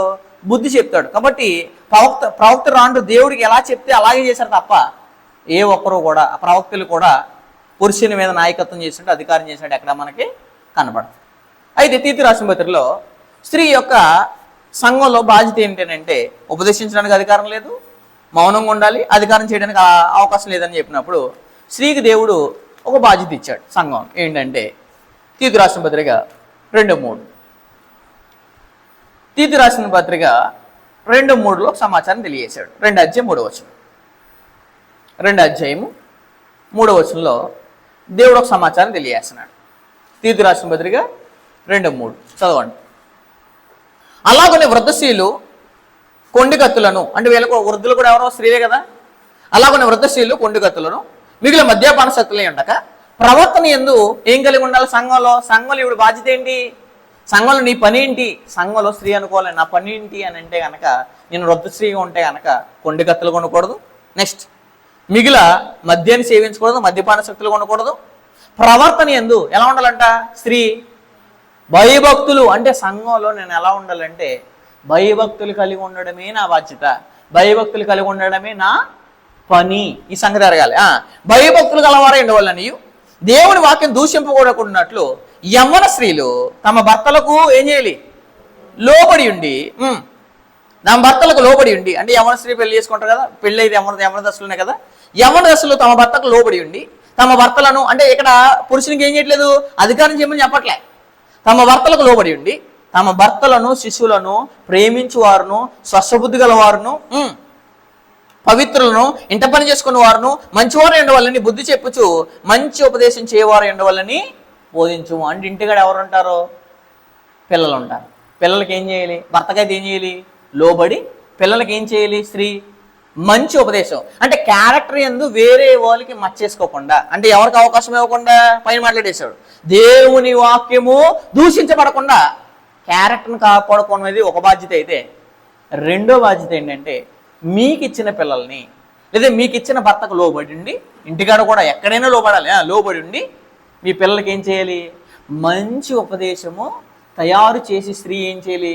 పిల్లలకే బోధించాలి. ఇది స్త్రీకి దేవుడిచ్చిన బాధ్యత. అంతే తప్పించి సంఘంలో యవ్వన స్త్రీలు సంఘంలోకి వచ్చి ఉపదేశం చేస్తారంటే అది దేవుడు ఏం చేయడు, ఒప్పుకోడు. కానీ నీ ఇంటికాడ ఉన్న పిల్లలకి నువ్వు ఏం చేయొచ్చు? ఉపదేశం చేయొచ్చు. అంటే యవ్వన స్త్రీలకైనా చెప్పుకోవచ్చు, రెండు ఎవరు కూడా చెప్పుకోవచ్చు, తమ పిల్లలు కూడా ఉపదేశం చేసుకోవచ్చు. కానీ సంఘంలో ఏం చేయకూడదు? సంఘంలో అంటే బయట మీరు స్త్రీలు ఏం చేసుకోవచ్చు? బోధించుకోవచ్చు. అదే అంటాడు తిమోతి రాసిన మొదటి పత్రికలో. తిమోతి రాసిన మొదటి పత్రిక 5:1 ఏమన్నాడు చూడండి. తిమోతి రాసిన మొదటి పత్రిక 5:1 వృద్ధిని గద్దెంపగా తండ్రిగా భావించి అతను ఏం చేయము? హెచ్చరించము. అంటే వృద్ధిని గద్దించకుండా తండ్రిగా భావించి హెచ్చరించము. అన్నదమ్ములని యవ్వనులను, తల్లులని వృద్ధ స్త్రీలను, అక్క చెల్లెలని పూర్ణ పవిత్రతో యవ్వన స్త్రీలను ఏం చేయము? వృద్ధ స్త్రీలు ఉన్నారనుకోండి, వాళ్ళు సీనియర్ మోస్ట్కి వచ్చేస్తారు కదా, అంటే వాక్యం అనుభవం వచ్చేస్తుంది. కాబట్టి ఈ వాక్యం అనుభవం ఉన్న స్త్రీలు ఎవరికి బోధించవచ్చు? యవ్వన స్త్రీలు. అమ్మ మీరు చాలా కరెక్ట్గా ఉండండి, ఇప్పుడన్నా వాతావరణం సరిగా లేదు కాబట్టి మీ డ్రెస్ బిహేవియర్ కరెక్ట్గా ఉండాలి, మీ విధానం కరెక్ట్గా ఉండాలి. స్త్రీలు ఎంత జాగ్రత్తగా ఉన్నారంటే బైబిల్లో, స్త్రీలు ఎంత లోబడ్డారంటే, స్త్రీలు ఎంత మంచి ప్రవర్తన కలిగి ఉన్నారని వృద్ధ స్త్రీలు యవ్వన స్త్రీలు ఏం చేయొచ్చు? హెచ్చరించవచ్చు. స్త్రీలు ఏం చేసుకోవచ్చు? ఉపదేశం చేసుకోవచ్చు. పిల్లలు కూడా ఏం చేసుకోవచ్చు? ఉపదేశం చేసుకోవచ్చు. ఈ సంగతి చాలా క్లియర్ కట్గా చెప్తే. కానీ మాకివ్వని సంఘాన్ని కూడా మేము ఏం చేస్తాం? ఉపదేశం చేస్తాం. సంఘంలో ఉపదేశిస్తున్నారని అంటే పురుషుడు లోబడుతున్నారనా, పురుషుని అవిధేయ చూపిస్తున్నారని అంటే పురుషుని మీద అధికారాన్ని చలేస్తున్నారు, అవిధేయ చూపిస్తున్నారని అర్థం. ఈ సంగతి ఖచ్చితంగా ఏం చేయాలి? ఎరగవలసిన విషయం. గలతీయులకు రాసిన పత్రిక 3వ అధ్యాయం. కొంతమంది బ్యాచ్ అంటారు ఏమనంటే సంఘంలో కూడా స్త్రీ పురుషుడు సమానం ఏంటి అంటారు. ఎక్కడ? సంఘంలో ఇక్కడ తిమోతి పత్రిక, ఇది కొరింథీ పత్రికే, కానీ అది మాకు వర్తించదండి. సంఘంలో అసలు స్త్రీ పురుషుడు సమానం ఏంటి మీరెవరని చెప్పడానికి అంటారు. మేధావులు వచ్చారు, వీళ్ళు ఎడగొస్తారు? యూట్యూబ్లోకి వస్తారు. కాబట్టి వీళ్ళకి దేవుడు ఏం చెప్పాడు చూడండి, చదువు. గలతీయులకు రాసిన పత్రిక 3:27. గలతీయులకు రాసిన పత్రిక 3:27 వచ్చింది. సంఘంలో స్త్రీ పురుషుడు సమానం అండి, స్త్రీ పురుషుడు సమానం అండి అంటారు. గలతీయులకు రాసిన పత్రిక 3:27. 3:27 ఒక సమాచారం తెలియజేశాడు. చదివేద్దాం. క్రీస్తులోనికి బాప్తిసం పొందిన, అంటే ఇక్కడ టాపిక్ దేని గురించి? బాప్తిసం గురించి. పొందిన మీరందరూ క్రీస్తును ధరించుకున్నారు. మీరు అందరూ అని అంటే అసలు అక్కడ ఏం లేదని అర్థం? భేదం లేదని అర్థం. దేంట్లో భేదం లేదని అర్థం? బాప్తిసం ఎంత క్లియర్గా చెప్పాడండి. అంటే క్రీస్తు యేసులోనికి నేను వద్దాం అనుకుంటే, క్రీస్తు యేసు రక్తంలో కడగబడదాం అనుకుంటే, లేదా నువ్వు బాప్తిసం తీసుకుందాం అనుకుంటే అసలు ప్రపంచంలో భాష లేదు, వంశం లేదు, గోత్రం లేదు, నల్లవాడం లేదు, తెల్లవాడం లేదు, జాతి భేదం లేదు. ప్రకటన 5:9 చెప్తాడు కదా, చూడండి అన్నమాట. పాపం బాప్తిసంలో భేదం లేదన్నాడు. కానీ నాయకత్వంలో, అధికారంలో పురుషుడు నువ్వు ఒకటే, నువ్వు కూడా సంఘాన్ని లీడ్ చేసే, నువ్వు కూడా ఎవరో సంఘ పాస్టర్ అమ్మవే అన్నాడా? అనలేదండి దేవుడు. వీళ్ళన్నీ ఊహించేసుకుంటారండి చాలామంది. చదువు ఒకసారి ఆ మాట. ప్రకటన 5:9. ఆ పెద్దలు నీవు ఆ గ్రంథము తీసుకుని దాని ముద్రలు విప్పుటకు యోగ్యుడు, నీవు వధింపబడిన వాడవై నీ రక్తం ఇచ్చి, అంటే క్రీస్తు రక్తంలో కడగబడ్డానికి ఏం లేదు, నీ రక్తం ఇచ్చి, అంటే ఎవరైనా యేసుక్రీస్తు రక్తం ఇచ్చి, నీ రక్తం ఇచ్చి ప్రతి వంశములోను ఆయా భాషలు, అంటే ప్రతి వంశము బాప్తిసం ఉంటే ప్రతి వంశము, నీ వంశము, ఏ వంశమైనా సమానమే. అంటే దేంట్లో సమానము? బాప్తిసంలోకి, క్రీస్తు యేసులోనికి బాప్తిసం పొందడానికి సమానమే. కానీ సంఘంలో లీడర్షిప్ తీసుకుంటానో, నాయకత్వం తీసుకుంటానో, నేను కూడా మైకడు ప్రసంగిస్తానో అనడానికి కాదు సంగతి. బైబిల్ సరిగా చదివితే పైన ఏం చెప్పాడు, కింద ఏం చెప్పాడు, అంటే వీళ్ళు కింద ఒకటి చదువుతారు కదా, పై చదవరు. 28 చదివిన వీళ్ళు గలతీ 3:27 చదవకపోతే 28 ఎందుకు చెప్పాడో అర్థం కాదు. అందుకోసం మాట్లాడేశాడు. వంశంలోను ఆయా భాషలు మాట్లాడేవారిలోను ప్రతి ప్రజలోను ప్రతి జనములోను దేవుని కొరకు మనుషులు అనుకొని వారిని మా దేవునికి ఏం చేశాడంట? వారిని ఒక రాజ్యముగాను యాజకులుగాను చేసేది అని చెప్పేశాడు. అంటే క్రీస్తు యేసు రక్తంలో కడగబడ్డానికి ఏమీ లేదు, భేదం అనేదే లేదు. అందరూ ఏమవచ్చు? క్రీస్తు యేసు రక్తంలో కడగబడడానికి అందరూ ఏమవ్వాలి? యాజకులు అవ్వచ్చు. అందరూ కూడా ఏమవ్వచ్చు అంటే క్రీస్తు రక్తంలో కడగబడడానికి అవకాశం ఖచ్చితంగా ఉంది. కాబట్టి సంఘములో ఎవరికి ఏ బాధ్యత ఇచ్చాడో ఆ బాధ్యత నెరవేర్చాలి. కానీ ఇవ్వలేని బాధ్యతను కూడా తీసుకుంటే, అవగాహన గుర్తుపెట్టుకుంటే అప్పుడు ఏం తెచ్చుకుంది? శాపాన్ని కొని తెచ్చింది.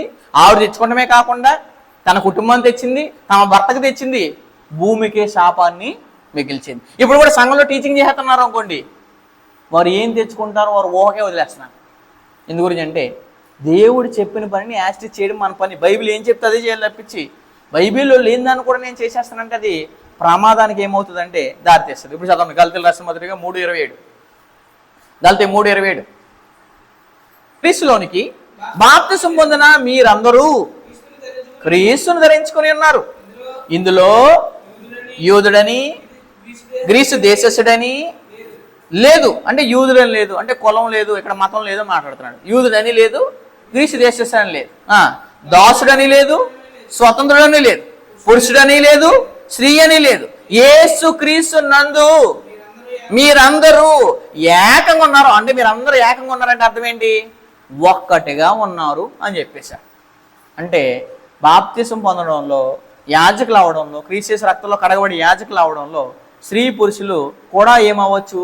యాజకులు అవ్వచ్చు. క్రీస్తు రక్తంలో ఏమవచ్చు? కడగబడచ్చు. బాప్తిసం కూడా ఏమవచ్చు? పొందవచ్చు. ఈ విషయంలో ఏంటిది? ఏకమే. కానీ నాయకత్వ విషయంలో, అధికార విషయంలో స్త్రీ అని లేదు, పురుషుడు అని లేదు అని చెప్పాడు దేవుడు. స్త్రీ అన్నాడో 9-14 దాకా చెప్పేశాడు. పురుషుడు అన్నాడో తిమోతి పత్రికలో 2:8 మాత్రమే చెప్పాడు. ఏంటి? 2:8 పురుషులు మీరు ఏం చేయాలో మాట్లాడేశాడు. ఎందు గురించి అంటే పురుషులకి క్లియర్గా చెప్పేశాడండి. పురుషులకి ఇవ్వాల్సిన బాధ్యతలు ఇచ్చేస్తుంటే పురుషుని కూడా నేను తీసేసుకున్నాను అంటారు ఎవరో? స్త్రీలు. అందుకోసమే ఎందుకు స్త్రీ ఉపదేశం చేయడానికి సెలవులేదని అంటే సంఘంలో ఎవరు మాత్రమే నాయకత్వము, ఎవరు మాత్రం అధికారం చెలాయించాలని అంటే పురుషుడు మాత్రమైన సంగతి ఖచ్చితంగా ఎరగాలి. అది సంగతి ఖచ్చితంగా ఎరిగితే స్త్రీ ఎందుకు మౌనంగా ఉండాలో, ఎందుకు ఉపదేశం చేయకూడదు మనకి అర్థమవుతాయి. కాబట్టి స్త్రీ ఎందుకు మౌనంగా ఉండమన్నాడు అని అంటే కనుక మనకు తెలుసు కదా, ఇందాకే చెప్పాను. తిమోతి రాసిన మొదటి పత్రిక 2:13.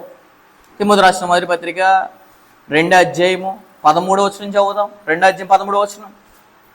మొదట ఆదాముయు తర్వాత అవ్వయు నిర్మింపబడిన వారు కారా? ఈ సంగతి మీకు తెలియదా? మొదట ఎవరు? మొదట స్త్రీ కాదు, మొదట ఎవరు? పురుషుడు అనగా ఆదాము. తర్వాత ఎవరు? స్త్రీ. కాబట్టి స్త్రీ తర్వాత వచ్చింది. ఎవరి తర్వాత వచ్చింది? పురుషుడు తర్వాత వచ్చింది. కాబట్టి క్రీస్తు సంఘంలో దేవుడు ఎవరికి నాయకత్వాన్ని ఇస్తాడంటే పురుషుడికి నాయకత్వం ఇస్తాడు. ప్రార్థన చేయాలా? పురుషుడు. అధ్యక్ష పదవ పురుషుడు. పరిచర్య పురుషుడు. అక్కడ పరిచర్య చేసే విషయంలో స్త్రీలు కూడా దేవుడు ఏం చేశాడు? అవకాశం ఇచ్చాడు. పరిచర్య వేరు, ఉపదేశించడం వేరు, ప్రవచించడం వేరు, ప్రకటించడం వేరు. ఈ సంగతి క్లియరెన్స్ తెలియపోయింది అనుకోండి, అన్ని మిక్స్ చేసేస్తారు వీళ్ళందరూ. చాలామంది మిక్స్ చేసి కంప్లీట్గా గ్రంథాన్ని మిక్స్ చేసి ఏం చేస్తారని అంటే మేము కూడా బోధించేస్తాం అంటారు. గ్రంథం ఏం చెప్పింది అది చేయరు చాలామంది. కాబట్టి మొదట ఆదాము తర్వాత అవ్వయు నిర్మించబడలేదా? 14. ఆదాము మోసపరచబడలేదు కానీ స్త్రీ మోసపరచబడి ఏం చేయబడింది? ఈ స్త్రీ తాము తప్పుని చెప్పడం వల్ల ఆదాము కూడా అది చెప్పింది కదా, ఏంటంటే మనం తింటే ఇలా అయిపోతామంట అని అవ్వగారు ఏం చేశారు? వెంటనే ఆ అపవాదికి ఉచ్చులో పడిపోయి సేమ్ అదే బోధనట్టుకొచ్చి భర్తకి వేసేసింది. భర్త ఏం చేసుకున్నాడు? శాపం. అలాగే స్త్రీకి నాయకత్వం ఇస్తే మొదట ఏ తప్పిదం జరిగిందో అది ఇక్కడ కూడా జరుగుతుందని, అదే అక్కడ జరిగిన తప్పు ఇక్కడ రిపీట్ అవ్వకూడదని సంఘంలో స్త్రీకి ఉపదేశించడానికి, పురుషుని మీద అధికారం చేయడానికి ఏం లేదు అవకాశం. మీరు స్త్రీల కూడికలు పెట్టి సంఘంలో స్త్రీలకు బోధించుకోవచ్చు. పిల్లలకి ఏం చేయొచ్చు? బోధించుకోవచ్చు. సండే స్కూల్ చెప్పొచ్చు. ఇంట్లో ఉన్న మీ ఎవరో పిల్లలకు బోధించవచ్చు. ఈ సంగతి ఎరగాలి తప్పించి నేను సంఘంలోకి వచ్చుకొని నేను బాగు చేస్తానంటే నీకు ఎక్కడా కూడా దేవుడు ఏం చేయలేదు, ఆజ్ఞ ఇవ్వలేదనే సంగతి ఖచ్చితంగా ఎరగాలి. కొరింథీయులకు రాసిన మొదటి పత్రిక 11:3. కొరింథీయులకు రాసిన మొదటి పత్రిక 11:3 చదువుదాం. 11:3. కొరింథీయులకు రాసిన మొదటి పత్రిక 11:3. 11వ అధ్యాయము 3వ చదువుదాం. ప్రతి పురుషునికి శిరస్సు క్రీస్తనియు స్త్రీకి శిరస్సు ఎవరంట? శిరస్సు అంటే శిరస్సు దేని తెలియజేస్తుంది? అధికారం తెలియజేస్తుంది. మరి పురుషుడు ఉన్నప్పుడు నువ్వు ప్రసంగం చేస్తున్నావు అంటే, లేదా నువ్వేం చేస్తున్నావంటే సంఘంలో పురుషుల మధ్య బోధిస్తున్నారంటే వీళ్ళు ఏం చేస్తారు? వీళ్ళ అధికారులా పురుషుల అధికారా? స్త్రీకి అధికారినిగా పెట్టింది ఎవరిని? పురుషుని. పురుషుడు కూడా అధికారం ఉన్నాడు. ఎవరు? పురుషుడు బోధించినా ఎవరు ఎదురు బోధించాలి? క్రీస్తు ఎదురు బోధించాలి, దేవుడు ఎదురు బోధించాలి, అతను కూడా జాగ్రత్తగా బోధించాలి. కానీ ఇక్కడ అధికారంగా నీకు పెట్టింది ఎవరినంటే దేవుడు స్త్రీకి. ఎవరిని? పురుషుని. అందుకోసం చెప్పేడేమని, ఇది దేవునికి రమ్మండి, అదే మాట్లాడేశాడు. ప్రతి పురుషునికి శిరస్సు ఎవరు? క్రీస్తనియు. స్త్రీకి శిరస్సు ఎవరు అంటే స్త్రీ పురుషుని యొక్క అధికారంలో బ్రతకాలి తప్పించి, పురుషుని యొక్క అధికారం లోపడాలి తప్పించి ఈవిడ అధికారం చేయడానికి క్రీస్తు సంఘంలో ఏం లేదు, సెలవు లేదు. ఈ సంగతి ఖచ్చితంగా.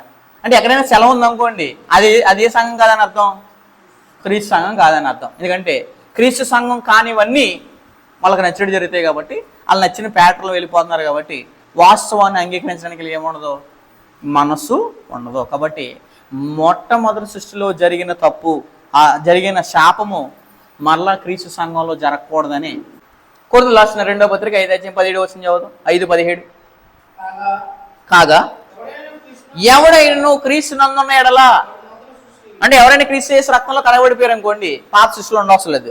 ఏ సృష్టిలోకి వచ్చేయచ్చు? క్రీస్తు సంఘం అనే క్రొత్త సృష్టిలోకి వచ్చేయచ్చు. అంటే క్రొత్త సృష్టిలోకి వచ్చేసారు అనుకోండి, మీ పాతవి గతించును, ఇదిగో ఏమైను అంటే మొదటి సృష్టిలో జరిగిన శాపము, మొదటి జరిగిన సృష్టిలో జరిగిన పాపము మరలా క్రీస్తు నందు నూతన సృష్టిలో జరగకూడదనే దృష్టితో సంఘంలో స్త్రీకి దేవుడు ఏమివ్వట్లేదు, సెలవు ఇవ్వట్లేదు. నేనేవ్వట్లేదు అనుకుంటారు సెలవు. ఎవరు ఇవ్వట్లేదు? దేవుడే సెలవు ఇవ్వను అని చెప్పేశాడు. అయితే సువార్తలో స్త్రీ పాత్ర ఏంటి? మరి చాలామంది స్త్రీలు సువార్త చేశారు కదా అని అంటే, ఇప్పుడు చాలామంది ఏమంటారు, స్త్రీ సంఘంలో బోధించుకోవాలంటే కింద కామెంట్ పెట్టేస్తారు. ఏమని? స్త్రీలు సువార్త చేశారు కదా, మీరు రోమపత్రిక చదవండి, 16 తెలియదు అంటారు. సువార్త ఎవరు చెప్పాలి? ఎవరికి చెప్పాలో తెలియదు. సువార్త అంటే ఏంటో తెలియదు. సువార్త సంఘానికి చెప్తారా? సంఘంలోకి ఇంకా రాని వారికి చెప్తారా? సంఘాన్ని వెలుపల వారికి చెప్తారా? సంఘంలో ఉన్నవారికి చెప్తారా? సంగతి అర్థమైతే సంఘంలో ఉపదేశం చేస్తుందా, సువార్త చేస్తుందా, ఏమవుద్ది అర్థమైపోద్ది. అసలు సువార్త ఎవరికి చేస్తారా? సంఘానికి చేస్తారా, సంఘానికి వెలుపటి వారికి చేస్తారనే ప్రశ్న నెక్స్ట్ వారం ఆలోచిద్దాం.